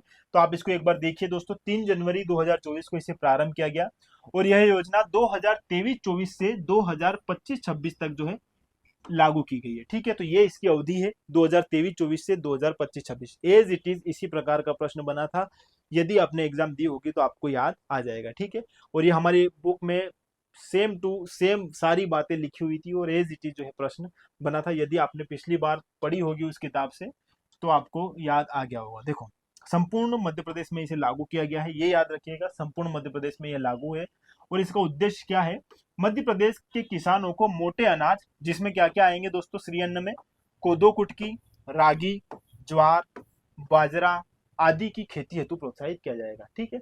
और अभी तो इसके लिए और जो है 10 रुपए प्रति किलोग्राम के हिसाब से इसको डिसाइड कर दिया गया है, ये भी बात याद रखना है ना। 10 रुपए प्रति किलोग्राम जो है इसका जो है मूल्य निर्धारित भी कर दिया गया है, ठीक है। चलो आगे, पीएम एफएमई योजना। अब पीएम एफएमई योजना जो है यह सूक्ष्म खाद्य प्रसंस्करण उद्यम से संबंधित योजना है, ठीक है। इसमें दोस्तों जो भी सूक्ष्म उद्यम है, इन सूक्ष्म उद्यम में कृषि से संबंधित यदि कोई बाधाएं आ रही है तो इन बाधाओं को दूर करने के उद्देश्य से ही जो है इस योजना को लागू किया गया था जून 2020 में, है ना। ये याद रखिएगा, इंपोर्टेंट है। आगे दोस्तों, मृदा स्वास्थ्य कार्ड योजना, इंपोर्टेंट डेट है इसकी कि यह 19 फरवरी 2015 को प्रारंभ की गई थी। अब यहाँ पर इसका स्वास्थ्य कार्ड योजना यही है कि मृदा जो है, यदि मृदा में आप किसी प्रकार से पोषक तत्वों की कमी है तो उसको यहाँ उनके जो संबंधित केंद्र है जहाँ पर उसको अच्छे से चेक किया जा सके, उसमें क्या कमी है उनको देखा जा सके और उसमें सुधार किया जा सके। ऐसे केंद्रों के माध्यम से कृषि जो है, जो मृदा है इसको बेहतर बनाना, ताकि अच्छे से हम जो है अच्छा उत्पादन प्राप्त कर सके। इसी उद्देश्य से जो है मृदा स्वास्थ्य कार्ड योजना शुरू की गई है। अब दोस्तों, यह जो है अगर देखा जाए तो सिक्किम हमारे देश का पहला ऐसा राज्य है जो पूरी तरीके से क्या है, जैविक कृषि पर काम करने वाला राज्य बन गया है ना। और ये दुनिया का भी पहला ऐसा राज्य है, ठीक है। तो हमारा सिक्किम जो है ये पूरी तरीके से जैविक कृषि राज्य बनने वाला दुनिया का पहला राज्य है, ठीक है, ये याद रखिएगा। त्रिपुरा एवं उत्तराखंड, ये दोनों भी अब लगभग बनने जा रहे हैं। तो यहाँ पर इन दोनों का नाम भी याद रखना। त्रिपुरा तथा उत्तराखंड भी जो है जैविक कृषि राज्य बनने के लिए लक्ष्य निर्धारित इनके लिए भी किए गए हैं ना, ये बात याद रखना। पीएम कुसुम योजना जो है वर्ष 2009-19 में प्रारंभ की गई थी और कृषि क्षेत्र में सिंचाई हेतु सौर ऊर्जा के उपयोग हेतु सौर पंप सब्सिडी के माध्यम से प्रदान करके इनको बढ़ावा देना। आप जानते हो दोस्तों, सोलर एनर्जी बढ़े इसके लिए सरकार जो है बहुत अच्छी सब्सिडी दे रही है, ताकि ज्यादा से ज्यादा लोग जो है सौर ऊर्जा से संबंधित गतिविधियों में संलग्न हो। क्योंकि दोस्तों हमारी निर्भरता अभी क्या है, विद्युत पर जो है, यदि हम देखेंगे अनवीकरणीय ऊर्जा तो उस पर हमारी निर्भरता कम हो, इसीलिए हम नवीकरणीय ऊर्जा की ओर क्या बढ़ रहे हैं, धीरे धीरे आगे बढ़ रहे हैं। तो यह जो है सौर ऊर्जा, ये नवीकरणीय ऊर्जा में आप जानते हो इससे संबंधित है। और किसानों को सब्सिडी के माध्यम से सोलर प्लेट जो रहती है उपलब्ध करवाना, ताकि हमारे यहाँ पर सौर ऊर्जा का ज्यादा से ज्यादा क्या हो, उत्पादन हो और सिंचाई क्षेत्र में हम इसका अच्छे से प्रयोग कर सके। इसीलिए जो है यह योजना प्रारंभ की गई है, पीएम कुसुम योजना। ठीक है, वर्ष 2009-19 में इसे प्रारंभ किया गया है। पीएम किसान मानधन योजना दोस्तों यह 2019 में प्रारंभ की गई है, 12 सितंबर 2019 को। वृद्धावस्था के समय वित्तीय सुरक्षा प्रदान करने हेतु लघु और सीमांत किसानों हेतु यह पेंशन उपलब्ध करवाना इसका उद्देश्य है। और 18 से 40 वर्ष की आयु के किसान एक निश्चित मासिक राशि का योगदान कर इस पेंशन योजना का विकल्प चुन सकते हैं। छोटे और सीमांत किसानों को 60 वर्ष बाद 3,000 रुपए की प्रति माह इसमें दिया जाएगा। ठीक है, याद रखिएगा, अच्छी है ये भी योजना पीएम किसान मानधन। चलो, राष्ट्रीय कृषि बाजार इनाम दोस्तों प्रारंभ हुआ था अप्रैल 2016 में। कृषि से संबंधित वस्तुओं हेतु एकीकृत ऑनलाइन बाजार बनाना, इसकी टैगलाइन थी दोस्तों, उत्तम फसल उत्तम इनाम। ठीक है, पीएम मत्स्य संपदा योजना इंपोर्टेंट है, मई 2020 में इसे प्रारंभ किया गया था। इसे 2021-22 से 2024-25 तक 5 वर्षों के लिए चलाया जा रहा है, जो कि केंद्र प्रायोजित योजना है। इसका ये डेट याद रखना दोस्तों, 2022-21 से, देखो 21-22 से 2024-25 तक। ठीक है, और उद्देश्य यदि आप देखोगे मछली उत्पादन तथा व्यवसाय में जुड़े हुए, जो मछली से संबंधित व्यवसाय जो है, इससे जुड़े हुए जो व्यक्ति हैं उनकी आय को बढ़ाने के उद्देश्य से प्रारंभ की गई थी इसे। ठीक है, ये बात भी ध्यान रखिएगा। किसान क्रेडिट कार्ड योजना पूछा गया प्रश्न है, अगस्त 1998 में इसको प्रारंभ किया गया था और यह किसानों को ऋण प्राप्त आसानी से हो सके, इसके लिए इसे प्रारंभ किया गया था। इसके अंतर्गत वाणिज्य, क्षेत्रीय ग्रामीण बैंक व सहकारी बैंकों से ऋण प्राप्त किया जा सकता है। ठीक है, आप जानते हो किसान क्रेडिट कार्ड योजना के बारे में। चलो, राष्ट्रीय कृषि विकास योजना वर्ष 2007 में प्रारंभ हुई थी दोस्तों, 1 अप्रैल 2007 में, कृषि एवं इससे संबंधित क्षेत्र के विकास हेतु। और आगे जो हमारी योजना है दोस्तों, यह है विशेष कृषि उपज योजना, जो 2004 में प्रारंभ की गई है। और यह जो है फल, वनस्पति, फूल आदि उत्पादों के निर्यात को बढ़ावा देने हेतु प्रारंभ की गई है। ठीक है, ये बात भी यहाँ पर ध्यान रखिएगा। आगे है दोस्तों प्रधानमंत्री किसान संपदा योजना, इंपोर्टेंट है, 2017 में इसे प्रारंभ किया गया था। प्रधानमंत्री किसान संपदा योजना 2017 में प्रारंभ की गई थी। कृषि से संबंधित संसाधनों में होने वाले अनावश्यक नुकसान को समाप्त करना, ये इसका मेन उद्देश्य था। ठीक है, हरियाली योजना यह 2003 में प्रारंभ की गई दोस्तों। वर्षा जल का संचयन, पेयजल समस्या का समाधान तथा सिंचाई की व्यवस्था को प्रोत्साहन देने हेतु इस योजना को प्रारंभ किया गया था। इसकी टैगलाइन क्या है, हर खेत को पानी, प्रति बूंद अधिक उत्पादन। ठीक है, चलो आगे दोस्तों, परंपरागत कृषि विकास योजना की अगर बात करें तो प्रारंभ हुआ था 2015 में।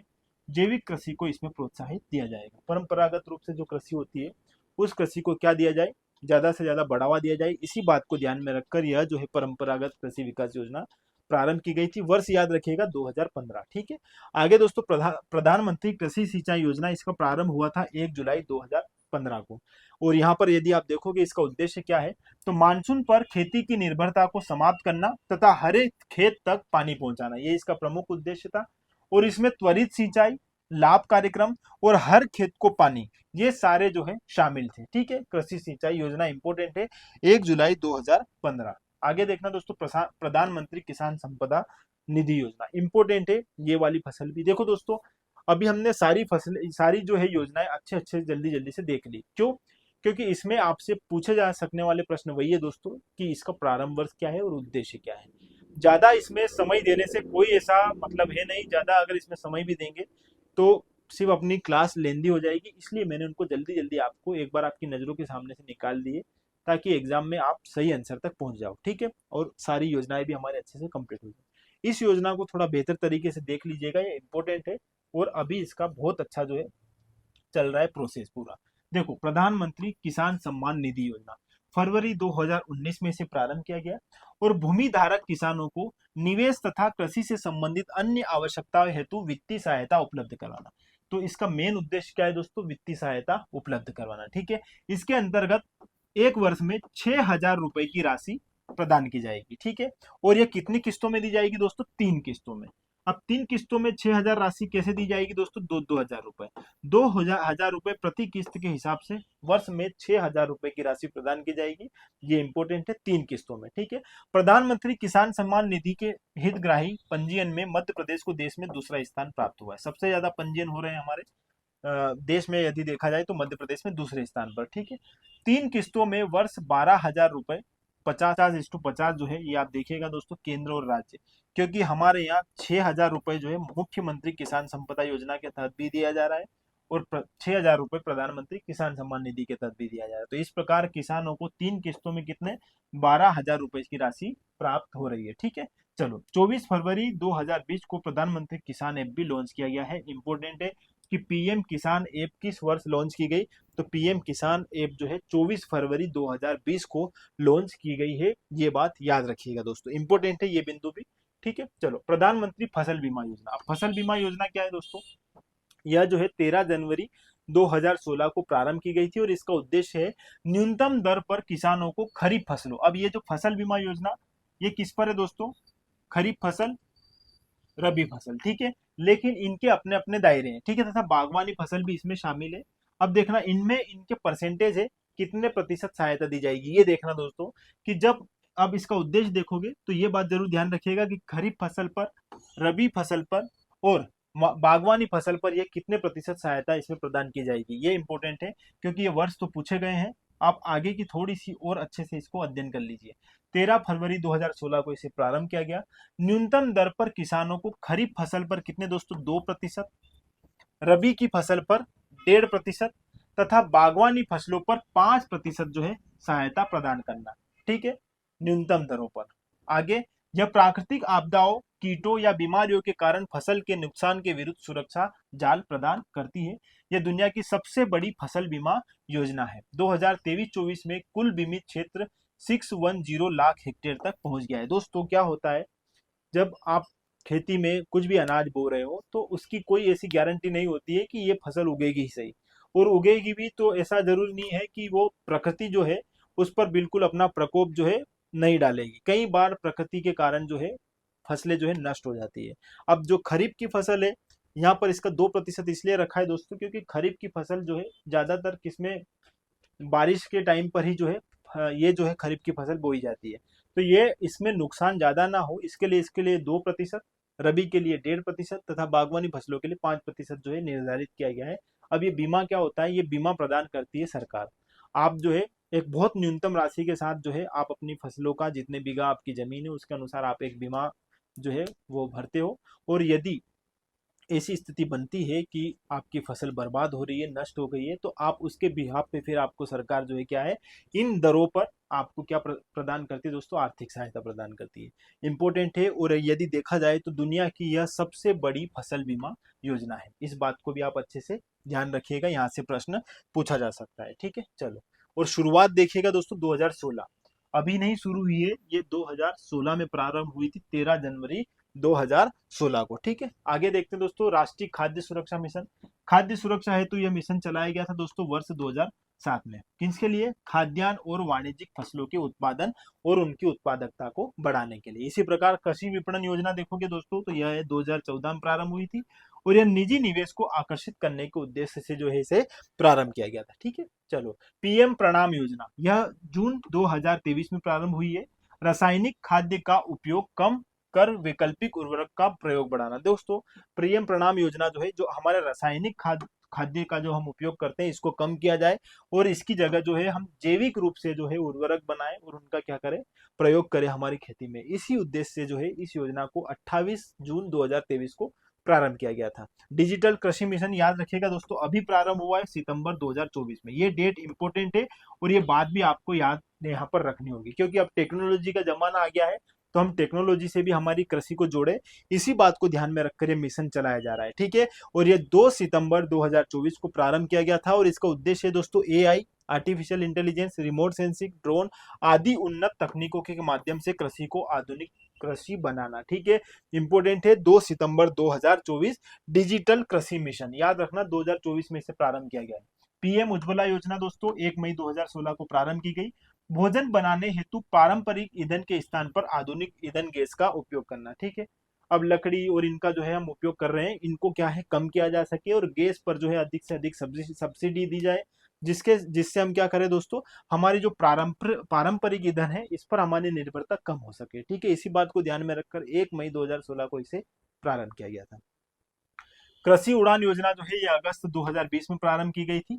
कृषकों को खेती से और अधिक लाभ दिलाने हेतु इसे प्रारंभ किया गया था और इसका उद्देश्य था कृषि उत्पादों से परिवहन को सहायता और किसानों को उसके उत्पाद का उचित मूल्य दिलाना। ठीक है, ये ध्यान रखिएगा आप, यहाँ से प्रश्न बनेगा। ठीक है, क्या प्रश्न बन सकता है दोस्तों इनसे, कृषि उड़ान योजना कब प्रारंभ की गई थी, अगस्त 2020। ठीक है, पीएम उज्ज्वला योजना कब प्रारंभ की गई, 2016। तो ऐसे सीधे सीधे डेट्स जो है पूछी जा सकती है। कृषि उड़ान योजना 2.0 यह 2021 में प्रारंभ हुई है दोस्तों। इसके तहत पहाड़ी और उत्तर पूर्वी राज्यों और जनजातीय क्षेत्रों के जल्द खराब होने वाले खाद्य उत्पादकों के परिवहन पर ध्यान दिया जाएगा। ठीक है, प्रधानमंत्री जी द्वारा फरवरी 2024 को गोवा में भारत ऊर्जा सप्ताह आयोजित किया गया। ठीक है, ये भी ध्यान रखिएगा, ये करंट का मुद्दा है। और हरियाणा में सूरज कुंड में तीसरा अंतरराष्ट्रीय शिल्प मेला आयोजित किया जाएगा। ठीक है, तो ये जो है कृषि उड़ान से संबंधित है, ये बात भी आप यहाँ पर याद रखना। ठीक है, ये कुछ बिंदु यहाँ पर अलग बात को दर्शा रहे हैं। ठीक है, थोड़ा सा ये याद रखना, कृषि उड़ान योजना जो है जनजातीय क्षेत्रों और उत्तर पूर्वी वाले क्षेत्र के लिए शुरू की गई है। अब कृषि से संबंधित कुछ नीतिगत प्रयास है, ये एक बार अच्छे से हम यहाँ पर देख लेते हैं दोस्तों। कृषि से संबंधित नीतिगत प्रयास क्या क्या हुए हैं। प्रथम राष्ट्रीय कृषि नीति कब आई, 2008 में। ये याद रखना कि जो प्रथम राष्ट्रीय कृषि नीति जो है ये 2008 में प्रारंभ हुई थी। फिर राष्ट्रीय खाद्य सुरक्षा मिशन 2007 में प्रारंभ हुआ है। खाद्य सुरक्षा अधिनियम 2013, इसके बारे में तो आपको पता होगा। राष्ट्रीय किसान नीति 2007, राष्ट्रीय निर्यात नीति जो है कृषि निर्यात नीति 2018 में प्रारंभ हुई थी। मध्य प्रदेश जैविक कृषि नीति याद रखिएगा दोस्तों 2011, कहां पर, मध्य प्रदेश में। मध्य प्रदेश के संदर्भ में देखना, मध्य प्रदेश जैविक कृषि नीति जो है दोस्तों 2011 में प्रारंभ हुई है, ये डेट याद रखिएगा, प्रश्न पूछा जा सकता है। बीज अधिनियम 1966। राष्ट्रीय किसान आयोग जो है ये कब शुरू हुआ था दोस्तों, 2004 में। राष्ट्रीय किसान आयोग की स्थापना हुई थी 18 नवंबर 2004। ये बिंदु याद रखिएगा दोस्तों। ठीक है, इंपॉर्टेंट है, यहाँ से प्रश्न बन सकता है। ठीक, चलो आगे देख लेते हैं थोड़ा सा और।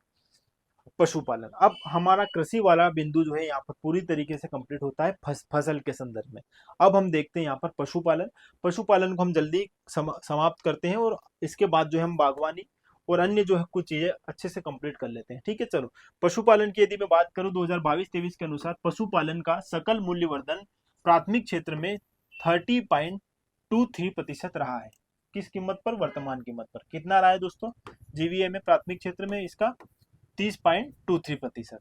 प्राथमिक क्षेत्र के कुल जीवीए में स्थिर मूल्य के संदर्भ में यदि 2022-23 में देखा जाए तो यह 30.38% हो गया है। देश के कुल जीवीए में पशुधन का योगदान 4.66% है स्थिर कीमत पर। और कृषि के समान ही पशुपालन भी भारतीय अर्थव्यवस्था के विकास में महत्वपूर्ण भूमिका निभाता है, ये बात हम जानते हैं। और भारत में आधे से ज्यादा जनसंख्या गांवों में निवास करती है, जिनका प्रमुख व्यवसाय कृषि के साथ साथ पशुपालन है। भारत पशु संख्या की दृष्टि से विश्व का प्रथम पशुधन वाला राष्ट्र है। और दूसरा कौन सा है दोस्तों, ब्राजील, तथा तीसरा है स्थान, यदि तीसरा स्थान किसका है दोस्तों, चीन का। यदि आप देखोगे यहाँ पर पशुधन के मामले में यदि देखा जाए मध्य प्रदेश को, भारत को, तो भारत यहाँ पर पहले नंबर पर है। ठीक है, तो पशुधन में भारत जो है पहला राष्ट्र है। ठीक है, हमारे यहाँ पर सबसे ज्यादा पशुधन है। ठीक है, भारत गाय, बैल, भैंस तथा बकरी की संख्या में प्रथम स्थान। सारे जो हमारे यहाँ पर मुख्यतः जो पाए जाते हैं इनमें हम विश्व में पहले नंबर पर। देखो बैल में, गाय में, भैंस में, बकरी में, इन सब में हम जो है कौन सा स्थान रखते हैं दोस्तों, पहला स्थान रखते हैं। 20वीं पशुगणना कब हुई थी दोस्तों, 2019 में। इसके अनुसार देश के कुल पशु की संख्या कितनी है, 536.76 मिलियन। भेड़ों की संख्या यदि देखी जाए तो विश्व में भारत जो है भेड़ों के मामले में दूसरे नंबर पर है। संपूर्ण पशुधन की दृष्टि से देखा जाए तो भारत का स्थान पहला है, ये याद रखिएगा। दूध उत्पादन में भारत का स्थान पहला है, क्योंकि पशु ज्यादा होंगे तो दूध भी हमारे यहाँ पर ही ज्यादा होगा।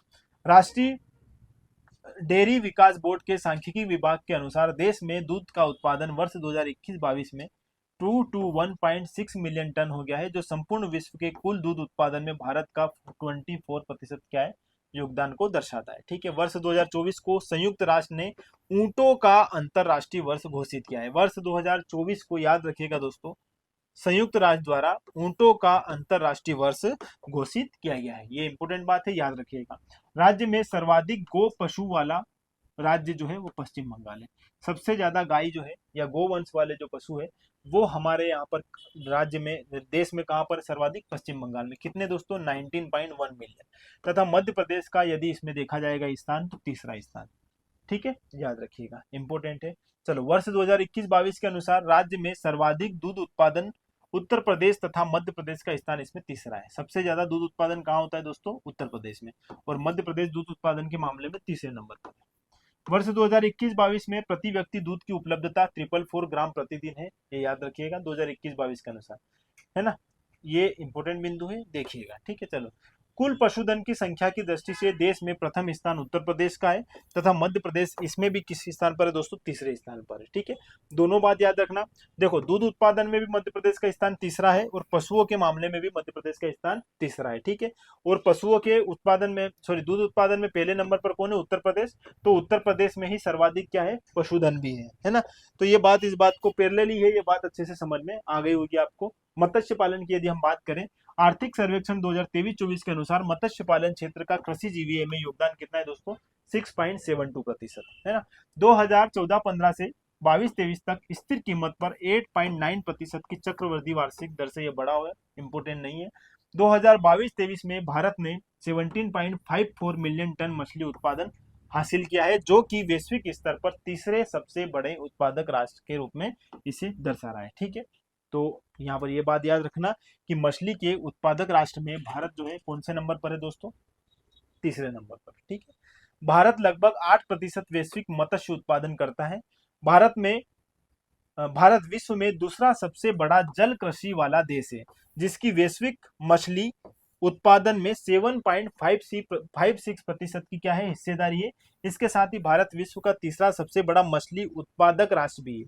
ठीक है, भारत विश्व में दूसरा सबसे बड़ा जल कृषि वाला देश है, जिसकी वैश्विक मछली उत्पादन में 7.56% की हिस्सेदारी है। कितनी हिस्सेदारी है वैश्विक मछली उत्पादन में हमारी, 7.56% की। ठीक है, इसके साथ ही भारत विश्व का तीसरा सबसे बड़ा मछली उत्पादक राष्ट्र भी है। ठीक है, यदि जल कृषि की बात करें तो विश्व में हम कौन से स्थान पर है, दूसरे स्थान पर। और यदि भारत विश्व में मछली के उत्पादन के संदर्भ में अगर बात करेंगे तो भारत कौन सा राष्ट्र है, तीसरा राष्ट्र है। ये बात अच्छे से ध्यान रखिएगा। ठीक है, चलो आगे। मत्स्य पालन देश के सकल मूल्य वर्धन में 1.24% का योगदान रखता है, इंपोर्टेंट है, और ये बात ये भी ध्यान रखिएगा। ठीक है, चलो, मत्स्य पालन देश के कृषि सकल मूल्य वर्धन में 6.7% से अधिक का योगदान देता है। ठीक है, मत्स्य पालन भारत में 28 मिलियन से अधिक व्यक्तियों को आजीविका उपलब्ध करवाता है। ये याद रखना, 28 मिलियन लोग जो है हमारे मत्स्य पालन से संबंधित काम में रोजगार प्राप्त कर रहे हैं। ठीक है, ये बात भी अच्छी है, इसको भी देख लीजिएगा। आंध्र प्रदेश मछली का सबसे बड़ा उत्पादक राज्य है। ये बात आपको याद रखना है कि देश में सबसे ज्यादा मछली उत्पादक वाला राज्य कौन सा है, तो वो है हमारा आंध्र प्रदेश। ठीक है, ये अच्छे से इस बात को समझ लीजिएगा। कुछ देश में फल उत्पादक जो बातें हैं उनको हम देख लेते हैं, ये बागवानी से संबंधित बातें हैं, इनको एक बार देख लेते हैं, फिर हमारा ये जो है पूरा जो है आज का सेशन कंप्लीट हो जाएगा। 2-3 बातें और बची है, वो अच्छे से कंप्लीट करेंगे, तो इसी प्रकार हमारी कृषि वाला जो पूरा हमारा आज का क्लास है कंप्लीट हो जाएगा। ठीक है, चलो देश में देखते हैं दोस्तों, प्रथम फल उत्पादक। ठीक है, अब फल उत्पादक राज्य की बात करेंगे तो देखो, प्रथम आम में सबसे पहले नंबर पर कौन है, आंध्र प्रदेश। केले के मामले में आंध्र प्रदेश। तो आम और केले में प्रथम स्थान किस राज्य का है दोस्तों, उत्पादन में, आंध्र प्रदेश का। अंगूर में महाराष्ट्र, अमरूद में पहले नंबर पर उत्तर प्रदेश है, लीची में बिहार है, कटहल में उड़ीसा, काजू की अगर बात करेंगे तो महाराष्ट्र, बादाम की बात करेंगे तो जम्मू कश्मीर सबसे बड़ा उत्पादक राज्य है, और आंवला की अगर बात करेंगे तो मध्य प्रदेश। तो ये अपना मध्य प्रदेश किसमें फर्स्ट नंबर पर है दोस्तों, आंवला के उत्पादन में। पपीता में आंध्र प्रदेश, अनानास में पश्चिम बंगाल, नारियल में कर्नाटक, सेपोटो में गुजरात, अनार में महाराष्ट्र, अखरोट में जम्मू कश्मीर, संतरा में मध्य प्रदेश। तो दोस्तों आंवला और संतरा ये याद रखना, इनमें हमारा मध्य प्रदेश पहले नंबर पर है। मौसम्बी में आंध्र प्रदेश, नींबू में भी आंध्र प्रदेश। ये दोनों बात इंपॉर्टेंट है, इसको देखिएगा। इतने और बच गए हमारे। सेब में जम्मू कश्मीर, कोकोआ में आंध्र प्रदेश, सुपारी में कर्नाटक, नाशपाती में पंजाब, तरबूज में उत्तर प्रदेश, खरबूज में उत्तर प्रदेश। दोनों बात अच्छे से देखिएगा, यहाँ से सीधे सीधे प्रश्न बनते हैं। अब दोस्तों यहाँ पर बागवानी के संदर्भ में एक बार देख लेते हैं, बागवानी में हम क्या है हमारी स्थिति। तो बागवानी कृषि के अंतर्गत सब्जी, फल, पुष्प तथा मसालों का उत्पादन किया जाता है। किन किन का दोस्तों? सब्जी इसमें आती है, फल, पुष्प व मसाले, ये सारे हमारी बागवानी कृषि के अंतर्गत शामिल है। ठीक है, यह राष्ट्र की आजीविका का प्रमुख साधन है, ये बात भी हम जानते हैं। दूसरा दोस्तों, राष्ट्रीय बागवानी बोर्ड की स्थापना कब हुई थी? ये याद रखना, 1984। 1984 में राष्ट्रीय बागवानी बोर्ड की स्थापना की गई थी, जिसका मुख्यालय कहाँ है? गुरुग्राम में। गुरुग्राम कहाँ है? हरियाणा में, है ना। ये बात अच्छे से आप ध्यान रखिएगा इसका। बागवानी फसलों के विकास को ध्यान में रखकर केंद्रीय बागवानी संस्थान की स्थापना 27 मार्च 2006 को की गई थी। तो यहाँ पर ये याद रखना दोस्तों, केंद्रीय बागवानी संस्थान, और केंद्रीय बागवानी संस्थान की स्थापना 2006 में हुई थी, 27 मार्च 2006 में। ठीक है, इसका मुख्यालय कहाँ है दोस्तों? मेजीफेमा, न्यूजीलैंड में, है ना। ये बात भी ध्यान रखिएगा। वर्ष 2021-22 में बागवानी फसलों का कुल उत्पादन 374.18 मिलियन टन हुआ है। ठीक है, 21-22 का है, आपको ये डेटा इतना ज्यादा याद रखने की आवश्यकता नहीं है। सब्जियों के उत्पादन में भारत विश्व में चीन के बाद दोस्तों दूसरा राष्ट्र है, ये याद रखना, ये इंपॉर्टेंट है। सब्जी के उत्पादन में हमारा कौन सा स्थान है विश्व में? सेकेंड नंबर पर है। पहला कौन सा है? चीन है। सब्जी के उत्पादन में उत्तर प्रदेश पहले नंबर पर है, तथा मध्य प्रदेश का स्थान क्या है दोस्तों? इसमें तीसरा है, ये बात भी यहाँ पर याद रखना। भारत को मसालों का घर कहा जाता है, ये पता है आपको। मसालों की विभिन्नता के कारण केरल राज्य को मसालों का बागान कहा जाता है। किस राज्य को मसालों का बागान कहा जाता है? केरल राज्य को, है ना। ये बात भी ध्यान रखिएगा। वर्तमान में भारत मसालों के उत्पादन में सबसे बड़ा उत्पादक, उपभोक्ता तथा निर्यातक है। मतलब मसालों के अगर बात करेंगे तो भारत जो है तीनों में मतलब दोस्तों, उत्पादक में भी, उत्पादन करना, उपभोक्ता, उसके उपभोक्ता के रूप में भी, तथा निर्यातक देश के रूप में भी भारत जो है पहले नंबर पर है। सबसे बड़ा राष्ट्र है हमारा इन तीनों क्षेत्र में। देश में सर्वाधिक मसालों के निर्यात में काली मिर्च एवं हल्दी का उपयोग किया जाता है, और इनका सर्वाधिक योगदान है। तो सर्वाधिक देश में मसालों का यदि हम निर्यात करेंगे तो काली मिर्च और हल्दी का। ठीक, काली मिर्च को मसालों का राजा तथा काला सोना भी कहा जाता है। जो काली मिर्च है इसको मसालों का राजा तथा काला सोना की संज्ञा दी जाती है, ये बात आप ध्यान रखिएगा। मध्य प्रदेश के छिंदवाड़ा तथा गुना जिले में मसाला पार्क स्थापित किया गया है। ठीक है, चलो आगे। देश में शीर्ष मसाला उत्पादक राज्य क्या है दोस्तों? मध्य प्रदेश। ठीक है, ये याद रखना, देश में शीर्ष मसाला उत्पादक राज्य कौन सा है? मध्य प्रदेश है, इंपॉर्टेंट है। देश में अदरक, धनिया, लहसुन, इनमें जो है मध्य प्रदेश में सर्वाधिक पाई जाती है। यदि देश में अदरक, धनिया और लहसुन की बात करेंगे तो यहाँ पर मध्य प्रदेश में सर्वाधिक रूप से यह पाई जाती है। भारत पुष्प उत्पादन में क्षेत्रफल की दृष्टि से विश्व में प्रथम स्थान रखता है। ठीक है, मध्य प्रदेश का पुष्प उत्पादन में देश में प्रथम स्थान है, ये बात भी याद रखिएगा। अरुणाचल प्रदेश को वनस्पति तथा जैव विविधता की समृद्धि के कारण प्रकृति का गुप्त खजाना तथा ऑर्किड की विविध किस्मों का गुप्त खजाना, यह संज्ञा दी जाती है। किसे? अरुणाचल प्रदेश को। फाओ के अनुसार भारत विश्व में फलों के उत्पादन में चीन के बाद दूसरे स्थान पर है। ठीक, फल के उत्पादन में हम चीन के बाद कौन से नंबर पर है दोस्तों? दूसरे स्थान पर। भारत में सर्वाधिक फल उत्पादन क्षेत्र वाला राज्य जो है वो आंध्र प्रदेश है। फल उत्पादन में सबसे पहले नंबर पर कौन है दोस्तों? आंध्र प्रदेश है। तथा मध्य प्रदेश का इसमें कौन सा स्थान है? चौथा स्थान है। भारत आम, केला, अमरूद, पपीता, नींबू आदि के उत्पादन में विश्व में प्रथम स्थान है। भारत का प्रथम स्थान किन किन में है दोस्तों? किन फलों में? आम में, केला में, अमरूद में, पपीता में, नींबू में। ठीक है, ये याद रखिएगा। आंवला व संतरा के उत्पादन में मध्य प्रदेश का प्रथम स्थान है, तथा अमरूद के उत्पादन में मध्य प्रदेश का कौन सा स्थान है? दूसरा स्थान है। ठीक है, तो ये कुछ महत्वपूर्ण बातें थी दोस्तों कृषि से संबंधित, जो हमने यहाँ पर अच्छे से देख ली है। आज की जो इस क्लास में दोस्तों हमने वो सारी बातें देखी है जो भारत की कृषि में लगभग लगभग महत्वपूर्ण अपना अपना जो है वेटेज रखती है।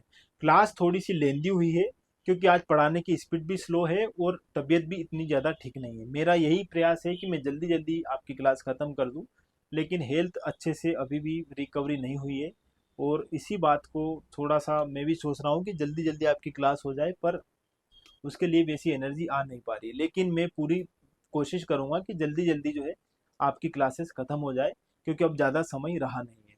बिल्कुल आप निश्चिंत रहिएगा, जो लोग यूट्यूब के माध्यम से क्लास कंप्लीट करना चाहते हैं, मैं आपको मतलब ज़्यादा तो नहीं लेकिन 2 से 3 दिन में कोशिश करूंगा कि ये क्लास खत्म हो जाए। ठीक है, मैं भी यही चाहता हूँ कि आपकी पूरी क्लास एक बार यूनिट 6 जो है पूरी अच्छी कंप्लीट अच्छे तरीके से क्या हो जाए दोस्तों, कंप्लीट हो जाए। तो आगे के लिए अब जल्दी हम मिलते हैं। और ये जो फैक्ट मैंने बताए हैं ये सारी हमारी एग्जाम में हमें कहीं ना कहीं किसी ना किसी रूप में देखने को मिल सकता है। तो इनको थोड़ा बेहतर तरीके से पढ़िएगा, यदि इस टॉपिक से प्रश्न बने तो कुछ छूटे नहीं।